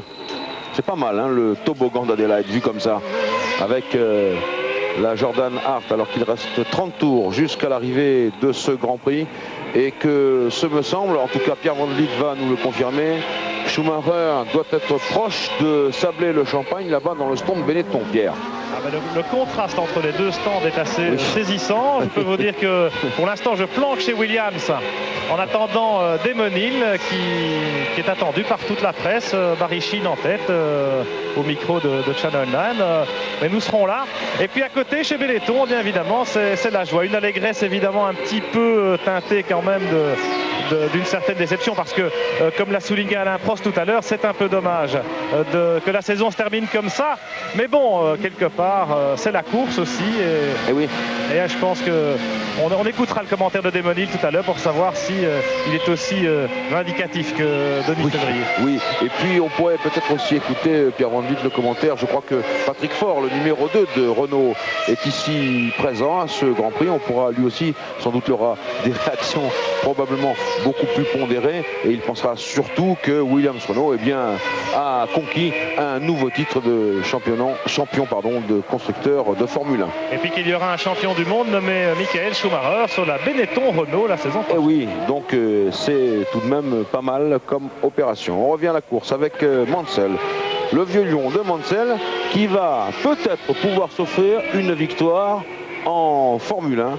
Alors que nous avons la McLaren Peugeot de Brundle qui s'arrête pour son 2e ravitaillement. C'est le déroulement normal des choses. Brundle, il est en 4e position. Et pour l'heure, il y a une Williams Renault, une Ferrari, une McLaren Peugeot, une Jordan. Et puis cette autre McLaren Peugeot, celle de Brundle, en 5e position. Brundle qui a ravitaillé un tour après Barrichello et qui a repris donc la position qui lui revenait avant le ravitaillement du jeune Brésilien. Il est 5e, Brundle, devant Panis. Panis qui tombe un petit peu sous la menace de Frentzen qui n'est plus qu'à 4 secondes 9 de la Ligier. Oui, il est proche Frentzen de Panis. Le drapeau bleu s'agite devant Jean-Denis Delétraz. C'est peut-être pour cette raison, tout à l'heure Jean-Louis, que vous signaliez la pénalité dont il a été victime. Mais on n'a rien vu d'anormal, en tout cas sur les écrans, le concernant. Non, mais une pénalité de ce style, ça se demande également d'un poste de commissaire de piste n'importe où sur le circuit. Mika Hakkinen en 3e position, il est à environ 18 secondes de Berger, lequel Berger est à 2 secondes et 1 dixième de Mansell. Mansell qui fait un beau parcours final quand même, Johnny, il faut le noter. On était content de le voir à Manicourt au Grand Prix de France car vraiment il a changé la situation au sein d'une équipe Williams Renault qui était vraiment dans le 36e dessous et on sait pourquoi. Là Mansell a une action bénéfique, ensuite il est reparti aux États-Unis où il n'a pas laissé que des amis, notamment Mario Andretti. Je crois qu'il y a eu de sérieuses frictions entre les deux hommes au sein de l'écurie Newman-Haas. Il est revenu à Jerez, il a été vraiment pas convaincant du tout. Il s'arrête, Mansell. Il s'arrête, oui. Et puis au Japon, il a été super. Et puis là, il est en tête de la course. Il après un départ assez tumultueux, un premier tour qui a été assez mouvementé. Mansell profite des circonstances. Alors là, il s'arrête pour son 2e ravitaillement. On prend le temps. Environ 6 à 7 secondes d'arrêt normalement. 8 maintenant. 8-7. Et la course s'est peut-être jouée là, car si vous voulez bien vous en souvenir, Eh oui, Berger n'a fait qu'un seul et unique arrêt de pneumatique, alors que là c'est Häkkinen qui à son tour ravitaille. Donc Ferrari est en train de jouer une partie difficile mais déterminante pour la Scuderia, avec peut-être une deuxième victoire sur un circuit Alain Prost où vraiment on n'attendait pas trop les Ferrari. Oui, normalement non, parce que la qualité de Ferrari, c'est surtout sur des circuits type Hockenheim ou Monza qu'elle se révèle le plus, avec un moteur très très performant. J'avais dit à Jean avant qu'il parte que je le voyais relativement bien quand même sur ce circuit, dans la mesure où vous savez, il y a une grande ligne droite et les moteurs puissants peuvent charger les ailerons au maximum. C'est quand même un avantage pour toute la partie sinueuse, notamment pour la course, peut-être pas spécialement pour les qualifications. Mais ce qu'est en train de faire Berger malgré tout aujourd'hui, après des essais très très difficiles, après 2 sorties de route, une le vendredi et une encore ce matin au warm-up, c'est quand même assez phénoménal. C'est dommage que Jean ait eu son problème et au ravitaillement, et qu'il ne soit pas mêlé pour la lutte pour la victoire. Par contre, si Berger ne s'arrêtait plus pour aller au bout, ce serait certainement difficile pour lui, dans la mesure où Mansell, avec des pneus frais, aurait quand même certainement le beau jeu de refaire son retard sur lui. Il est à 19 secondes, Alain Mansell, actuellement. Oui, ça paraît beaucoup, mais je sais jamais. Ça peut être jouable parce que la Ferrari a l'air de Berger a l'air bien équilibrée. Mais en fin de course, avec les pneus usés, ce serait certainement difficile. On va voir tout de suite, certainement dans les 3-4 prochains tours, s'il s'arrête ou pas. Alors Alain, là vous aviez sous vos yeux les données exactes du classement, avec Berger qui est en tête, et devant lui il y a Jean Alesi qui est en 7e position à pratiquement un tour. 7e position parce que Frentzen a disparu de la circulation. Frentzen qui était intercalé entre Panis et Alesi, qui ne passe plus. Et si bien que maintenant, derrière Panis, mais avec 14 et 2, 16 secondes de retard, Jean Alesi est en 7e position. Il doit absolument donner tout ce qu'il peut pour... Ah non, alors c'était une omission du chronométrage, puisque Frentzen est toujours en course, mais il est derrière Alesi. Il est à un tour de Berger. Donc Alesi qui doit donner le maximum pour rentrer dans les points, c'est-à-dire rattraper Panis et dépasser la Ligier si personne devant eux ne s'arrête. Alors que vous l'avez sûrement constaté, Alain, la trajectoire est maintenant très délimitée sur cette piste d'Adélaïde. Il y a des bouts de caoutchouc, de gomme de tous les côtés, et il ne doit pas faire bon de mettre une roue en dehors justement de cette trajectoire, n'est-ce pas Alain? Oui, c'est tout à fait vrai. Bon, il y a beaucoup de gomme qui s'est déposée sur la piste. En dehors de la trajectoire, c'est de plus en plus glissant. Il y a ces boules de gomme qui sont juste à l'extérieur de celle-ci. Par contre, sur le plan usure des pneumatiques, c'est vrai que c'est un peu moins dur qu'en début de course, certainement. Le dépôt de gomme fait que les pneus s'usent un peu moins. Ça pourrait être la clé de cette course, d'ailleurs, si Berger ne s'arrêtait pas dans les stands, ce qu'il fait à l'heure où je vous parle, et donc il fera le même nombre d'arrêts le même nombre d'arrêts que Mansell. Et là, on va voir surtout s'il va revenir derrière Mansell comme il l'était, ou si avec un arrêt plus rapide, ou est-ce que Mansell a été un peu gêné, par exemple, pendant son tour qu'il a effectué tout seul. On va le savoir. Ça va être très très chaud, très très juste apparemment. Il repart devant. Il repart devant. On se retrouve ensemble. Il repart devant, mais avec des pneus beaucoup plus frais. Oui, mais Mansell a des pneus chauds, hein, donc il va revenir dans les 2 virages. Il va être certainement derrière lui. Hein. Il vous donne raison, Alain, en ce moment. Alors que nous avons donc là les 2 leaders, les 2 co-leaders de ce Grand Prix d'Australie ici à Adélaïde dans le 58e tour. Et vous savez qu'il nous manque Michael Schumacher et Damon Hill qui se sont accrochés et qui ont joué ainsi le titre de champion du monde, tout à l'honneur de Michael Schumacher. Nous avons là aux prises pour la première place de ce Grand Prix d'Australie les 2 moteurs les plus puissants de la Formule 1. On va voir dans la ligne droite si Mansell peut réussir à revenir sur la Ferrari en vitesse de pointe, ce qui est certainement extrêmement délicat. Et il y arrive, il freine tard. Mais non. Berger fait comme si personne ne l'avait attaqué. Il prend sa ligne et Mansell a été obligé d'accentuer encore son ralentissement pour laisser l'avantage à la voiture de l'Autrichien. Berger en tête devant Mansell. Même bagarre qu'en début de course avec beaucoup moins d'enjeux bien sûr. Eh bien, vous parliez de moteur, alors que là, on revoit ça au ralenti. Ça n'est fallu de peu que l'aileron avant de la Williams s'envole dans les airs, accroché par la roue arrière de la Ferrari. Mais Berger n'est pas né de la dernière pluie. Vous parlez de puissance de moteur. Johnny, moi, je vais vous parler Grand Prix. Berger en a 162 et Mansell en a 184. On ne va pas leur raconter des histoires. Ce ne sont pas deux agneaux. Deux vieux briscards des circuits, deux pilotes très rapides, fougueux.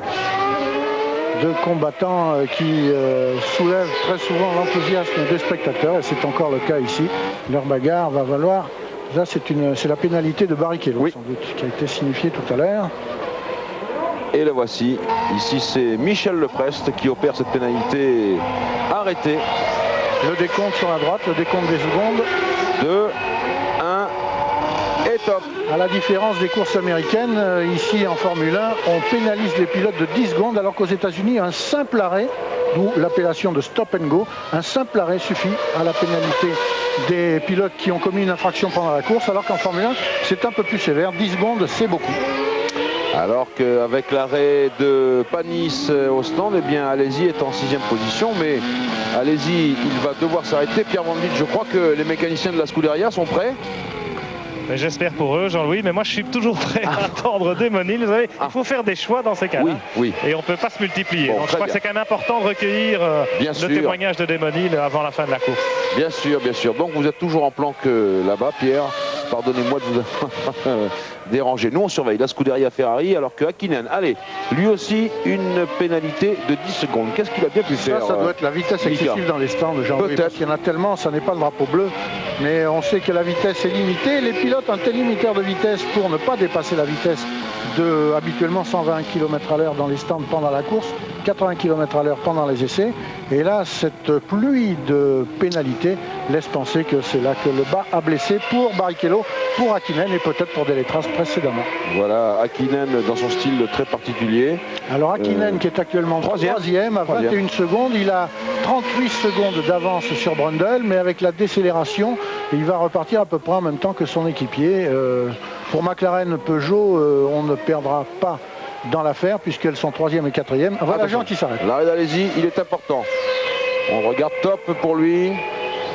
On va voir si les mécaniciens le laissent tomber de haut comme tout à l'heure ou pas. Un peu. Ouais. Et puis là c'est long. Qu'est-ce qui s'est passé encore? Pas de chance. Il est à un tour, Jean, maintenant. Voilà, ça y est, un tour. Jean qui devait inviter ses mécaniciens ce soir à dîner, ça va pas tellement peut-être bien se passer. Mais on sait qu'il a grand cœur, l'Avignonnais. Enfin là, il y a quelque chose qu'on ne saisit pas bien. Attention, les mécaniciens de McLaren se précipitent vers le lieu de pénitence, oui. Et c'est obligatoire de l'accomplir, sinon on sait ce qu'il en coûte. En tout cas, Michael Schumacher, oui, le nouveau champion du monde, sait ce qu'il en coûte. Alors que c'est toujours la guerre ici entre Berger et Mansell à 9 dixièmes.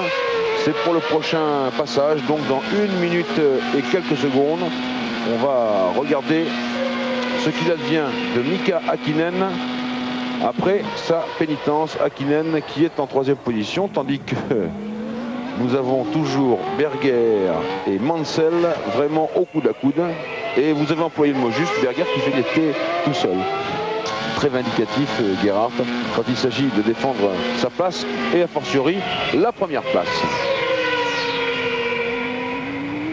Et voici qui redébouche maintenant sur la ligne de chronométrage. Roue en route, top, top. Il y a moins d'une seconde, il y a pratiquement une demi-seconde. Il y a 6 dixièmes. Jean Alesi qui lui est à un tour, en 9e position maintenant. Il a redégringolé à la 9e place qu'il occupait avant les arrêts de Panis, Frentzen et Blundell devant lui. Mais il est à un tour, il est doublé, Jean Alesi. Et oui, c'est ça, c'est... Avec 2 arrêts, à cause de 2 arrêts qui se sont éternisés. Surtout le 2e, mais le 3e également. Alors qu'on commence à s'impatienter un peu du côté du lieu de pénitence où l'on attend Mika Hakkinen et sa McLaren Peugeot. alors que sur votre écran, il y a l'écart entre Berger et Mansell. Brundle vient de passer, c'est donc Häkkinen. Il est passé aussi avec Jean-Louis. Il n'est encore pas. Ouh, là, ça risque de se corser. Je crois qu'il a 5 tours pour obtempérer. Oui, mais généralement, on ne sait pas ce que valent l'avis et l'opinion des commissaires sportifs qui, de leur tour de contrôle, dirigent tout cela. Alors que là, on est à 3 dixièmes, 383 millièmes d'écart. On a ce bout de ligne droite et puis on rétrograde en deuxième pour cette épingle avant les stands. Et là, il faut réaccélérer. Quatrième, cinquième. On descend une vitesse, 4 et puis une autre 3 pour cette chicane qui est très très pointue à passer. On remet la cinquième. Et ensuite, c'est cette succession de droite, gauche, droite, toutes en troisième. Un circuit très complexe, très exigeant, very demanding, comme disent les Anglais. Jean-Louis, voilà, Häkkinen, oui. Nous sommes avec Damon Hill Oui. qui s'approche. Il y a beaucoup de monde ici. On va essayer de travailler dans le calme. Il y a le micro de Channel 9 avec Barry Sheene. Et on joue des coudes, attention. Oui. Et nous allons placer notre micro. Vous traduisez bien sûr. Oui.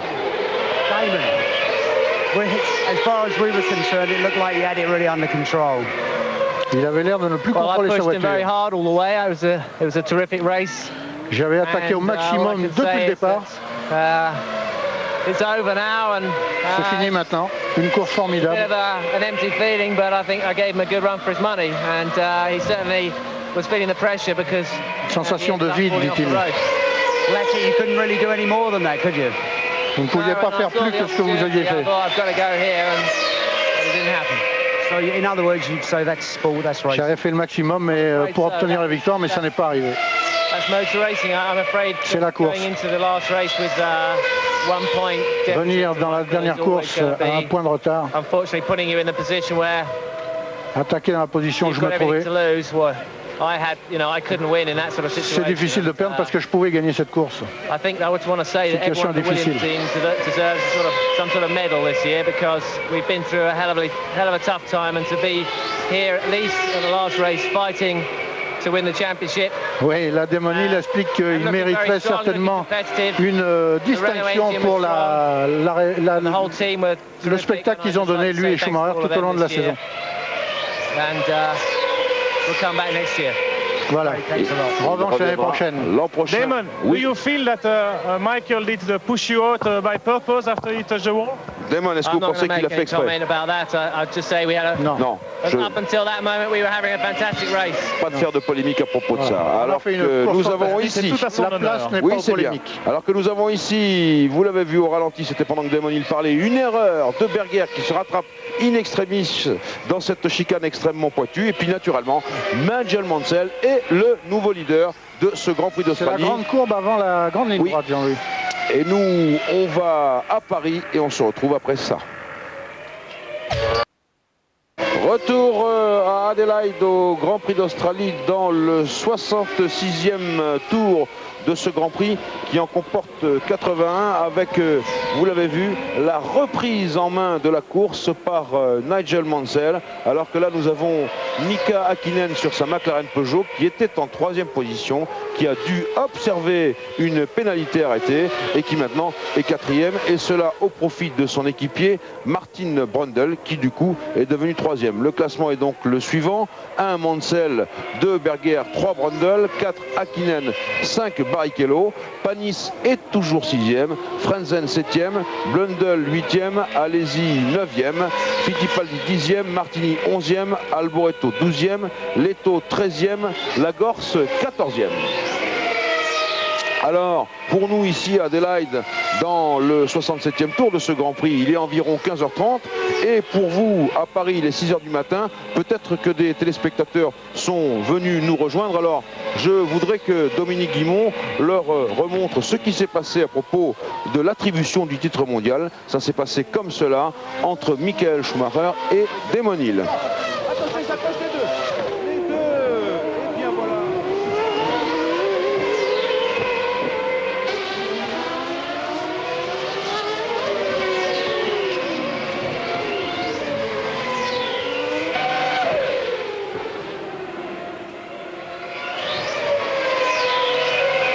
on revient donc sur la course maintenant avec cette McLaren rouge et blanche, celle de Mika Häkkinen.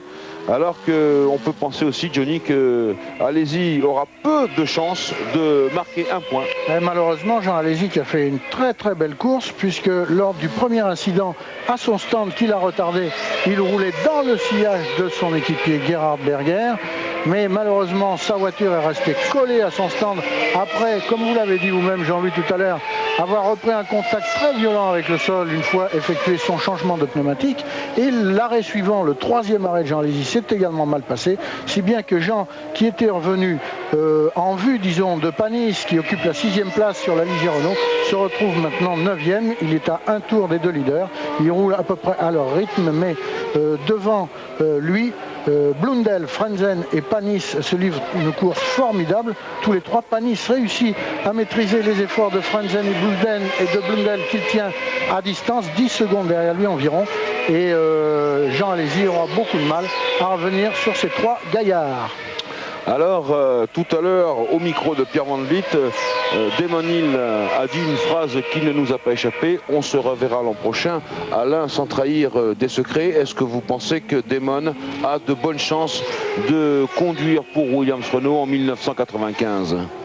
Écoutez, normalement, enfin, j'ai cru comprendre qu'il avait re-signé chez Williams Renault en 95, donc je vois pas aujourd'hui pourquoi il ne serait pas dans l'équipe l'année prochaine, à moins qu'on lui préfère par exemple Mansell et Coulthard. Mais je crois qu'il est quand même très très apprécié. Je dirais à moins parce qu'on a vu ces derniers temps qu'il y a eu des petits problèmes, des petites frictions entre Frank Williams et lui pour des raisons de salaire, pour des questions d'argent, sur lesquelles je ne rentrerai pas en considération, parce que ça c'est des questions personnelles. C'est un peu dommage qu'on ait mis ça au grand jour juste la veille de la fin du championnat.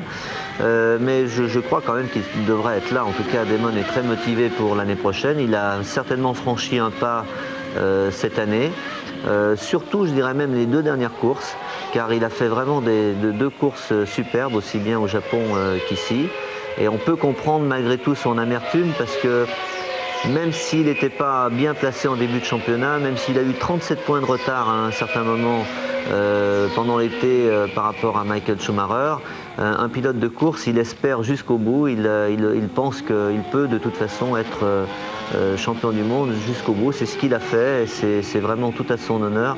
Et de perdre de cette manière-là, bon, je m'imagine ce que ça a pu être pour lui dans son casque. Il s'est vu certainement champion du monde pendant 2 secondes, c'est-à-dire au moment où Schumacher a tapé le mur, jusqu'au moment où il s'est certainement rendu compte qu'il y avait un problème dans la direction, dans la suspension.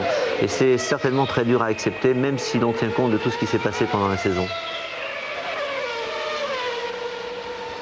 Alors il s'est vu champion du monde pendant 2 secondes. Alain, c'est à la fois drôle et émouvant ce que vous venez de dire, alors que je crois qu'on va revoir les images de la caméra embarquée de cet accrochage entre Damon Hill et Michael Schumacher. Absolument, Jean-Louis. Voilà, Alain, je vous demande un commentaire. Là, on est à bord de la Williams. Voilà, Schumacher vient de faire l'erreur, il vient de taper, donc Damon essaye de passer à gauche, mais là, involontairement, je pense, Schumacher lui bloque la route. Il essaye de passer à droite, et à ce moment-là, c'est un peu juste, mais Schumacher resserre quand même, serre la porte très très violemment, et il manque de partir en tonneau. Et le choc s'est fait à une vitesse certainement très faible, qu'on peut estimer aux alentours de 80 km/h, mais avec un angle certainement important. La roue arrière gauche, la roue arrière droite pardon, de Schumacher est passée sur la roue avant gauche de Damon Hill, et ce qui lui a endommagé en même temps sa suspension. À vous, Jean-Louis et Johnny. Oui, C'était le phénomène de l'engrenage. Johnny, vous avez quelque chose à rajouter au portrait de Damon Hill? Je voudrais conforter ce qu'Alain a dit au sujet de Damon Hill en soulignant, Alain a souligné les très grandes courses que Damon Hill a fournies au Japon et aujourd'hui, en se battant d'égal à égal avec Schumacher. Mais il faudrait aussi ajouter que où Damon Hill a démontré une très très grosse force, c'est à Monza et à Estoril, où Schumacher était absent, il était suspendu, et dans ces 2 courses-là, Damon Hill n'avait pas le choix. Il l'avait mis pratiquement en demeure de gagner ces 2 Grands Prix en l'absence de Schumacher pour refaire le retard que Williams-Renault avait accusé sur Schumacher en début de saison. Eh bien, Damon Hill a répondu présent. Ça n'était pas forcément très facile, je ne le crois pas. Et aussi bien à Monza qu'à Estoril, Damon Hill a signé 2 victoires qui disent que ce garçon a quand même la trempe d'un très grand champion. Alors, puisque nous sommes sur Damon Hill, il faut aussi parler de Michael Schumacher et de cette équipe Benetton Ford. Pourquoi finalement, rappelez-nous ça Johnny, pourquoi 12 Grands Prix pour Schumacher et pas 16 Grands Prix à bord de sa Benetton Ford? 12 Grands Prix, tout a commencé. Là, il y a une bagarre entre Frentzen et Berger, mais Frentzen a un tour de Berger et Berger lui fait signe. Laisse-moi passer, je joue ma chance contre Mansell qui vient de te prendre un tour au tour précédent. N'oublie pas que... Je pense que Berger pourrait écoper d'une pénalité lui aussi. Frentzen, pardonnez-moi. Frentzen. Parce que ça fait 2 fois de suite et pendant ce temps-là, eh bien, du coup, Jean a recollé à Berger, mais il a un tour de retard, allez-y, sur l'Autrichien. Et là, Frentzen joue sa chance à mort parce que lui, Frentzen, il est talonné par Blundell. Et maintenant, allez-y d'ailleurs, Blundell n'est plus là. Et lui-même court après Panis pour la 6e place. Et là, il s'écarte. Il a jeté un coup d'œil dans son rétroviseur. Il a vu qu'il y avait un manque de peau. Jean, allez-y, va essayer d'en profiter lui aussi. Et c'est C'est comme ça que ça se passe, et oui, on comprend pourquoi Frentzen a perdu une place. Johnny, on revient sur Michael Schumacher et Benetton Ford. Tout avait commencé à Silverstone lorsque les organisateurs du Grand Prix de Grande-Bretagne avaient pénalisé Schumacher pour une faute absolument insignifiante. Il lui avait collé 10 secondes de pénalité parce que Schumacher, 5 secondes de pénalité, parce que Schumacher avait dépassé pendant le tour de formation, c'est-à-dire avant que la course ne commence. C'est comme si on pénalisait un joueur de football au moment où les équipes sont dans le couloir des vestiaires. De taper dans le ballon. Oui, il avait été pénalisé de 5 secondes pour avoir dépassé Damon Hill pendant le tour de formation. Alors, la sanction était très sévère. 5 secondes, ça lui coûtait la victoire dans cette course alors qu'il était en bagarre avec Damon Hill pour la gagner. Mais alors, là où Schumacher, après, a effectué une faute beaucoup plus grave, c'est qu'il n'a pas obtempéré à l'ordre de s'arrêter. C'est-à-dire, c'est comme si un joueur de football, pour en rester à ses parallèles, restait sur le terrain alors qu'il a reçu carton rouge. Donc, Schumacher n'a pas obtempéré, sans doute d'ailleurs. Ne s'agit-il pas de sa propre initiative, mais d'une consigne que lui avait communiquée par radio son équipe. Et malheureusement, la sanction n'est pas tombée sur son équipe, elle est tombée sur lui.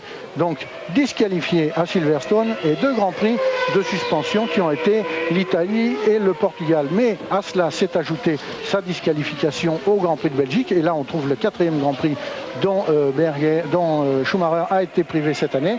En Belgique, qu'il avait gagné sur la piste.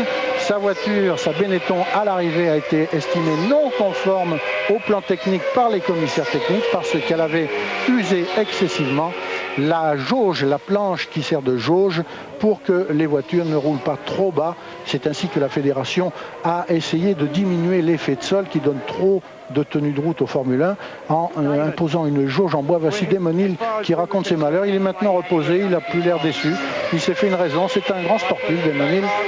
Et comme il le disait tout à l'heure au micro de Pierre Van Vliet, on ne va pas essayer de polémiquer sur cette course qui a été une grande course. Rendez-vous l'année prochaine. Il va jouer sa chance l'année prochaine contre Schumacher. Ce sera le duel entre 2 pilotes Renault en 95. Damon Hill qui va certainement rester chez Williams Renault et Schumacher qui conduira une Benetton Renault. En tout cas, dans tout cela, eh bien, c'est le sport qui a gagné, je crois, il faut le dire, entre Schumacher qui accomplit cet exploit et puis Damon Hill qui vient d'éteindre cette polémique.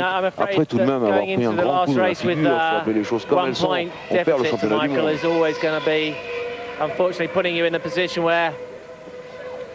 You've got everything to lose. Les joues creusées, il était plus marqué, quand on l'a vu à sa descente de voiture, il était physiquement beaucoup plus marqué que Schumacher.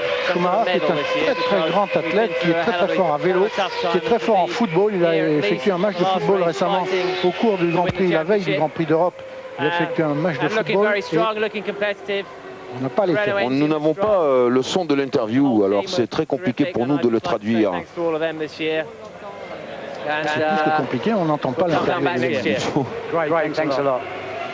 Mais il a dû certainement redire, il a le sourire, Exactement. il est détendu. Bon, ben, pas de regret à que- avoir, on s'est bien battu, il est champion du monde, bravo pour lui. J'aurai ma revanche l'année prochaine et espérons que les deux hommes nous fourniront l'année prochaine la même bataille que celle qu'ils nous ont offert en cette fin de saison 94. Et pendant ce temps-là, nous sommes dans le 75e des 81 tours de ce Grand Prix d'Australie. Et Nigel Mansell, sous vos yeux, prend une option de plus en plus solide sur la victoire. Et sincèrement, Johnny, si Mansell emporte ce Grand Prix, il fait lui aussi une très belle performance après les États-Unis. C'est un exploit. Mansell Oui. qui a effectué son retour en Formule 1 après 2 saisons d'exil aux États-Unis. Il était parti, il avait claqué la porte en quittant l'écurie Williams à la fin de 1992. Il avait été sacré champion du monde. Et puis, de basses discussions d'intérêt l'avaient opposé à son écurie Williams. Finalement, celle-ci avait voulu réduire les émoluments qui lui avaient été promis précédemment lorsque Senna s'était offert pour piloter la Williams. Mansell avait pris la chose comme une vexation et il avait préféré partir courir aux États-Unis. Aux États-Unis où en 1993 il a accompli des prouesses. Il a été champion des États-Unis en Formule IndyCar. Mais cette année, ça s'est moins bien passé pour lui. Le charme était rompu. Ça s'est mal passé entre lui et entre son équipier Mario Andretti, entre lui et son équipe Newman, l'acteur de cinéma Paul Newman, et il est revenu avec succès à la Formule 1, rappelé par l'écurie Williams. Et le voici maintenant qui est en passe de remporter le Grand Prix d'Australie. On est à 6 tours de l'arrivée. Il est en tête. Il maîtrise apparemment les efforts qu'effectue Gerhard Berger pour revenir sur sa Williams Renault. Alors que ici, les photographes en face de notre cabine sont en train d'envahir la piste parce qu'ils sentent que le podium n'est pas loin. Ce podium, il est simple. Il est pour l'instant composé de la plus haute marche de Mansell, la deuxième marche de Berger et la troisième marche de Brundle, soit une Williams Renault, une Ferrari et une McLaren Peugeot. Les Benetton Ford sont étrangement absentes, elles qui ont vraiment dominé la saison, puisque leur pilote numéro 1 est Michael Schumacher et qu'il est champion du monde. Mais vous le savez, Herbert a rapidement abandonné. Et puis, Michael Schumacher, vous avez vu et revu ce qu'il est advenu de sa course et puis de son titre mondial. Les derniers kilomètres de ce Grand Prix d'Australie avec Mansell qui attaque ici le 77e tour. Il en reste 5 à parcourir pour aller jusqu'au bout. Mansell qui livre ici son 185e Grand Prix. C'est pratiquement le vétéran derrière Alboreto. Mansell qui est titulaire de 30 victoires en Formule 1. Ça ferait 31 s'il gagnait. Un titre de champion du monde, on le sait, en 1992. Et justement, sa dernière victoire en Formule 1 remonte au Grand Prix du Portugal 92. 31 victoires pour Mansell s'il franchit en vainqueur la ligne d'arrivée de ce Grand Prix d'Australie.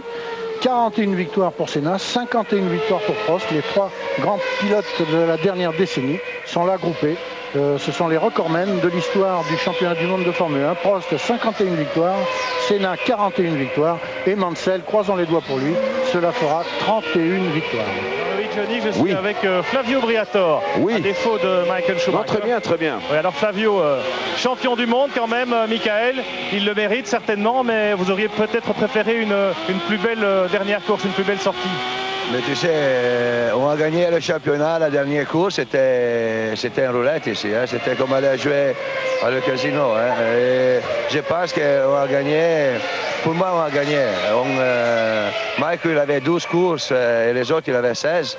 On a gagné et c'est ça le plus important. Sûrement, c'était mieux finir la course et avoir Michael avant qui gagnait comme ça, mais tu sais, c'était un championnat pour nous très très très difficile et dans un moment on pensait aussi que jamais on peut gagner cette année. Mais un gros accident. Tu sais, on était considérés toujours des commerçants de tricot et gagner le championnat pour nous c'était un honneur et je suis très content pour tout le team et pour tout le public, aussi le public français qui était très très très voisin à nous et je remercie tout le monde qui l'a cru en Benetton. Vous avez parlé avec Michael, Flavio, comment est-ce qu'il vous a expliqué l'incident qu'il a éliminé? Avec Michael on a pleuré 2 minutes, on n'a pas parlé d'accident. on parle la prochaine semaine de l'accident. C'est pas un problème pour nous l'accident. Attention, il y a un accident maintenant. Là. Oui, on l'a vu. Flavio Merci, Briatore. Flavio, est-ce que vous m'entendez? Pierre, est-ce qu'il peut nous entendre? Oui, il va vous entendre. On lui passe le casque. Voilà, il vous entend. Flavio, en direct sur TF1. Dites-nous, quand est-ce qu'on verra les premiers essais de la Benetton Renault? Mais tu dois demander à Renault quand il est prêt avec le moteur. Bon. Non, moi je pense que le prochain an avec Renault, la combinaison Benetton-Renault c'était fantastique et on sûrement le team à battre. Merci Flavio, et on revient donc sur ce magistral carton de Mika Häkkinen. Oui, qui a bloqué les roues au freinage au bout de la ligne droite, les roues arrière. Il a bloqué ses roues, on le voit très bien là. Donc il perd le contrôle de la voiture, qui part en tête à queue, qui tape de l'arrière dans le mur à l'extérieur, puis de l'avant, et qui s'engouffre en perdition dans l'échappatoire. Et c'est l'abandon irrémédiable pour le Finlandais, ce qui ne laisse plus qu'une McLaren Peugeot dans les 6 premiers. Voici la McLaren Häkkinen. Et que Häkkinen me fait mentir. Jean Alesi dans les points, il est 6e. 1 Mansell, 2 Berger, 3 Brundle, 4 Barrichello, 5 Panis, 6 Alesi à 3 tours de l'arrivée. Alors que Mansell s'apprête à prendre un tour d'avance à une Ligier Renault. C'est peut-être Panis qui possède 4 secondes, 3 dixièmes d'avance sur Jean Alesi. Et ils sont... Et il reste tous tours à effectuer. Oui, tous pratiquement roue dans roue. Ça fera 2 tours. Au passage de la ligne. Voilà, le passage de la ligne. Dommage pour Häkkinen. Et l'accident était très spectaculaire. Un accident qui rappelle un petit peu, il s'est passé au même endroit, dans le même virage, au même freinage, là où Mansell, en 1986, avait été victime de ce très spectaculaire éclatement de pneus qui l'avait mis out pour le titre et qui avait permis... qui avait aidé Prost, il n'avait pas permis à Prost parce que Prost était revenu dans les roues de Mansell à cette époque, qui avait aidé Prost à conquérir son 2e titre de champion du monde. Il lui en restait 2 à conquérir dans les années suivantes. Alors que Mansell est toujours en tête, mais que Berger est dans le sillage loin de Panis. Et si Panis lui cède la route, comme Frentzen l'a fait tout à l'heure pour Berger, on va voir si Jean Alesi saute dans la route de Berger pour lui aussi passer devant Panis, auquel cas il lui ravirait la 5e place. Actuellement, Panis, que l'on voit devant la Ferrari de Berger, est 5e et il possédait au dernier passage devant nous 1 seconde 5 d'avance seulement sur Alesi. On les voit, alors on voit Panis vérifier dans le rétroviseur que la Ferrari ne se porte pas à sa hauteur. Dommage que le caméraman n'ait pas suivi et panoramiqué, mais Panis a gardé l'avantage, donc il reste devant les 2 Ferrari. Prudemment, il vaut mieux ne pas laisser passer Berger de façon à ce que Alesi ne profite pas du passage à son tour et que Panis conserve sa 5e place. En tout cas, c'est le calcul que fait Olivier et il a bien raison, bien sûr. Alors le N que vous voyez sur le volant de Jean Alesi, c'est N pour neutre, c'est-à-dire que ça met la boîte de vitesse à sélection semi-automatique de la Ferrari au point mort. Mansell on est entré dans le dernier tour. Et le voici, le grand Britannique qui nous vient des États-Unis avec son 185e Grand Prix et peut-être au bout de quoi 3 km, même pas, une 31e victoire en Formule 1. Un retour par conséquent flamboyant après celui du Japon, il faut le dire, où il avait fourni une course extraordinaire face à Jean Alesi, Nigel Mansell. Et ce sera, après cette 73e pole position de l'écurie Williams, la 78e victoire de l'écurie animée du moteur français, ce V10 Renault, dont on peut dire qu'il a été un élément déterminant dans tout ce championnat du monde 1994, bien que Ford n'ait pas non plus démérité avec ce joli petit Zetec extrêmement compact qui a permis de faire une toute petite voiture très agile et très maniable. Mansell dans les derniers mètres. Il rétrograde ici en 2e pour la dernière fois. Il est à 2 secondes et 7 dixièmes d'avance sur Berger. Et voilà, et c'est fini. Williams, Renault et Mansell, vainqueurs de ce Grand Prix. 2e, Gerhard Berger. Et pour les Français, Panis est 5e et Alesi est 6e. Les voilà tous tour à tour. Johnny. Ce qui donne au championnat du monde des conducteurs, donc pas de surprise, Schumacher garde ses 92 points, Damon Hill ses 91 points qu'ils avaient avant le départ de ce Grand Prix d'Australie. Ils sont donc premier et deuxième du championnat du monde. Berger, avec sa deuxième place, conforte sa troisième place au championnat. Il a 41 points et Mansell fait un bond en avant, il marque 10 points. En revanche, c'est Williams-Renault qui accentue son avance sur Benetton Ford au championnat des constructeurs, puisque Williams-Renault est couronné avec 15 points d'avance sur Benetton Ford. Le classement du Grand Prix d'Australie, ici à Adelaide: 1 Mansell, 2 Berger, 3 Brundle, 4 Barrichello, 5 Panis, 6 Alesi, 7 Frenzen, 8 Fittipaldi, 9 Martini, 10 Leto, 11 Lagorce et 12 Hakkinen qui n'a pas terminé la course. On se retrouve tout de suite pour la cérémonie du podium et puis l'analyse de... Ah voilà, Nigel. Ah, tu me dis une minute. Tu mens, mon vieux. Le podium qui est... on voit les Anglais qui sont enthousiastes. Voilà les hymnes. On va se l'écouter.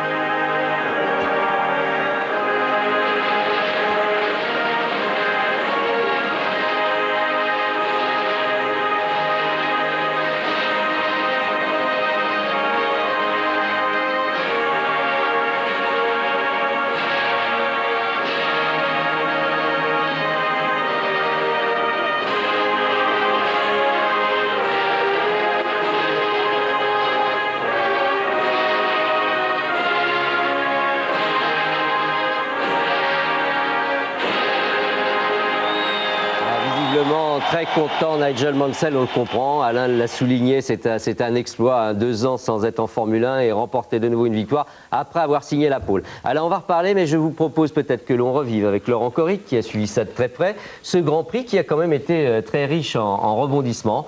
Résumé de la course avec Laurent Corric. Dernier départ de la saison et Nigel Mansell, auteur du meilleur temps des essais, se rate un peu et c'est Schumacher qui prend la tête dès les premiers mètres devant Hill, Mansell et Hakkinen, lancé pour un peu plus de 300 km pour désigner le champion du monde. Avec tout de suite une erreur de Mansell qui sort un peu large et qui revient en piste en 5e position. Après 10 tours, voici donc le classement. En tête Schumacher, devant Hill, un peu plus loin Hakkinen, Barrichello, Mansell et Alesi. La première sortie de route de ce Grand Prix est pour Blundell sur la Tyrrell Yamaha, mais Blundell parvient à repartir. Et le premier abandon est pour le coéquipier de Schumacher, Johnny Herbert passe par les stands, mais n'en repartira pas. Premier ravitaillement des leaders avec Schumacher et Hill qui rentrent ensemble au stand, 7 secondes 4 pour changer les pneus et faire le plein, et tous deux repartent dans le même ordre. Tête à queue et sortie de route pour Jean Alesi, mais heureusement le Français contrôle bien et peut repartir. Il est alors 6e. Et puis peu avant la mi-course, coup de théâtre avec Schumacher qui sort et qui tape légèrement le mur avant de poursuivre sa route et de revenir sur la piste juste devant Hill qui tente de profiter de l'incident pour passer à l'intérieur. Les deux voitures se touchent et Schumacher encastre sa Benetton dans les pneus tandis que Hill reste en course. On revoit ici l'action ralentie avec la caméra embarquée dans la Williams-Renault. Hill qui essaye de passer à l'intérieur mais le choc est inévitable et Schumacher abandonne.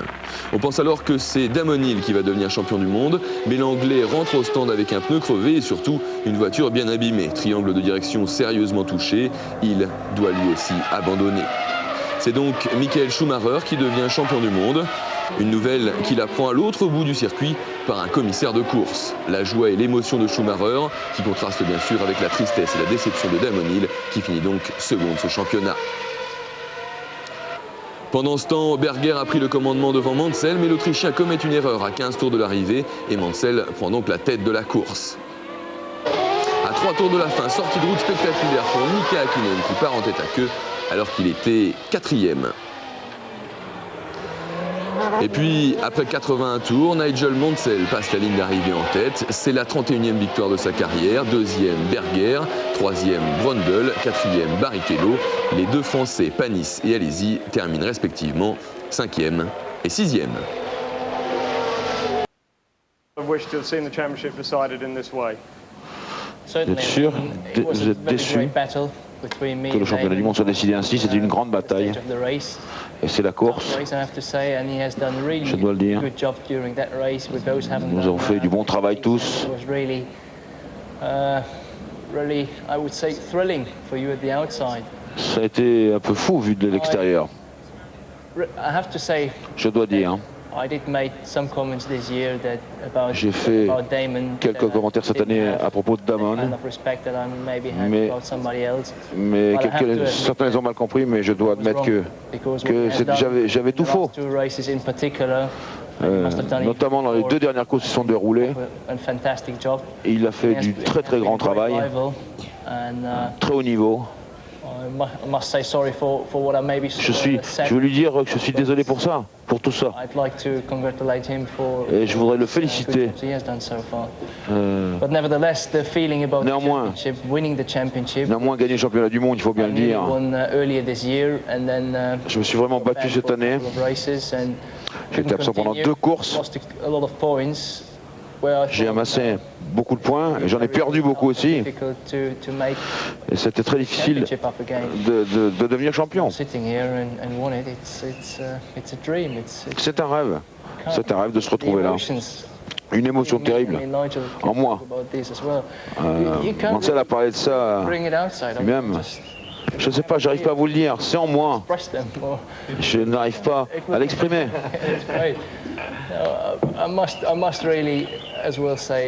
Je dois vraiment vous dire, on a tous fait du bon travail cette année, mon équipe notamment.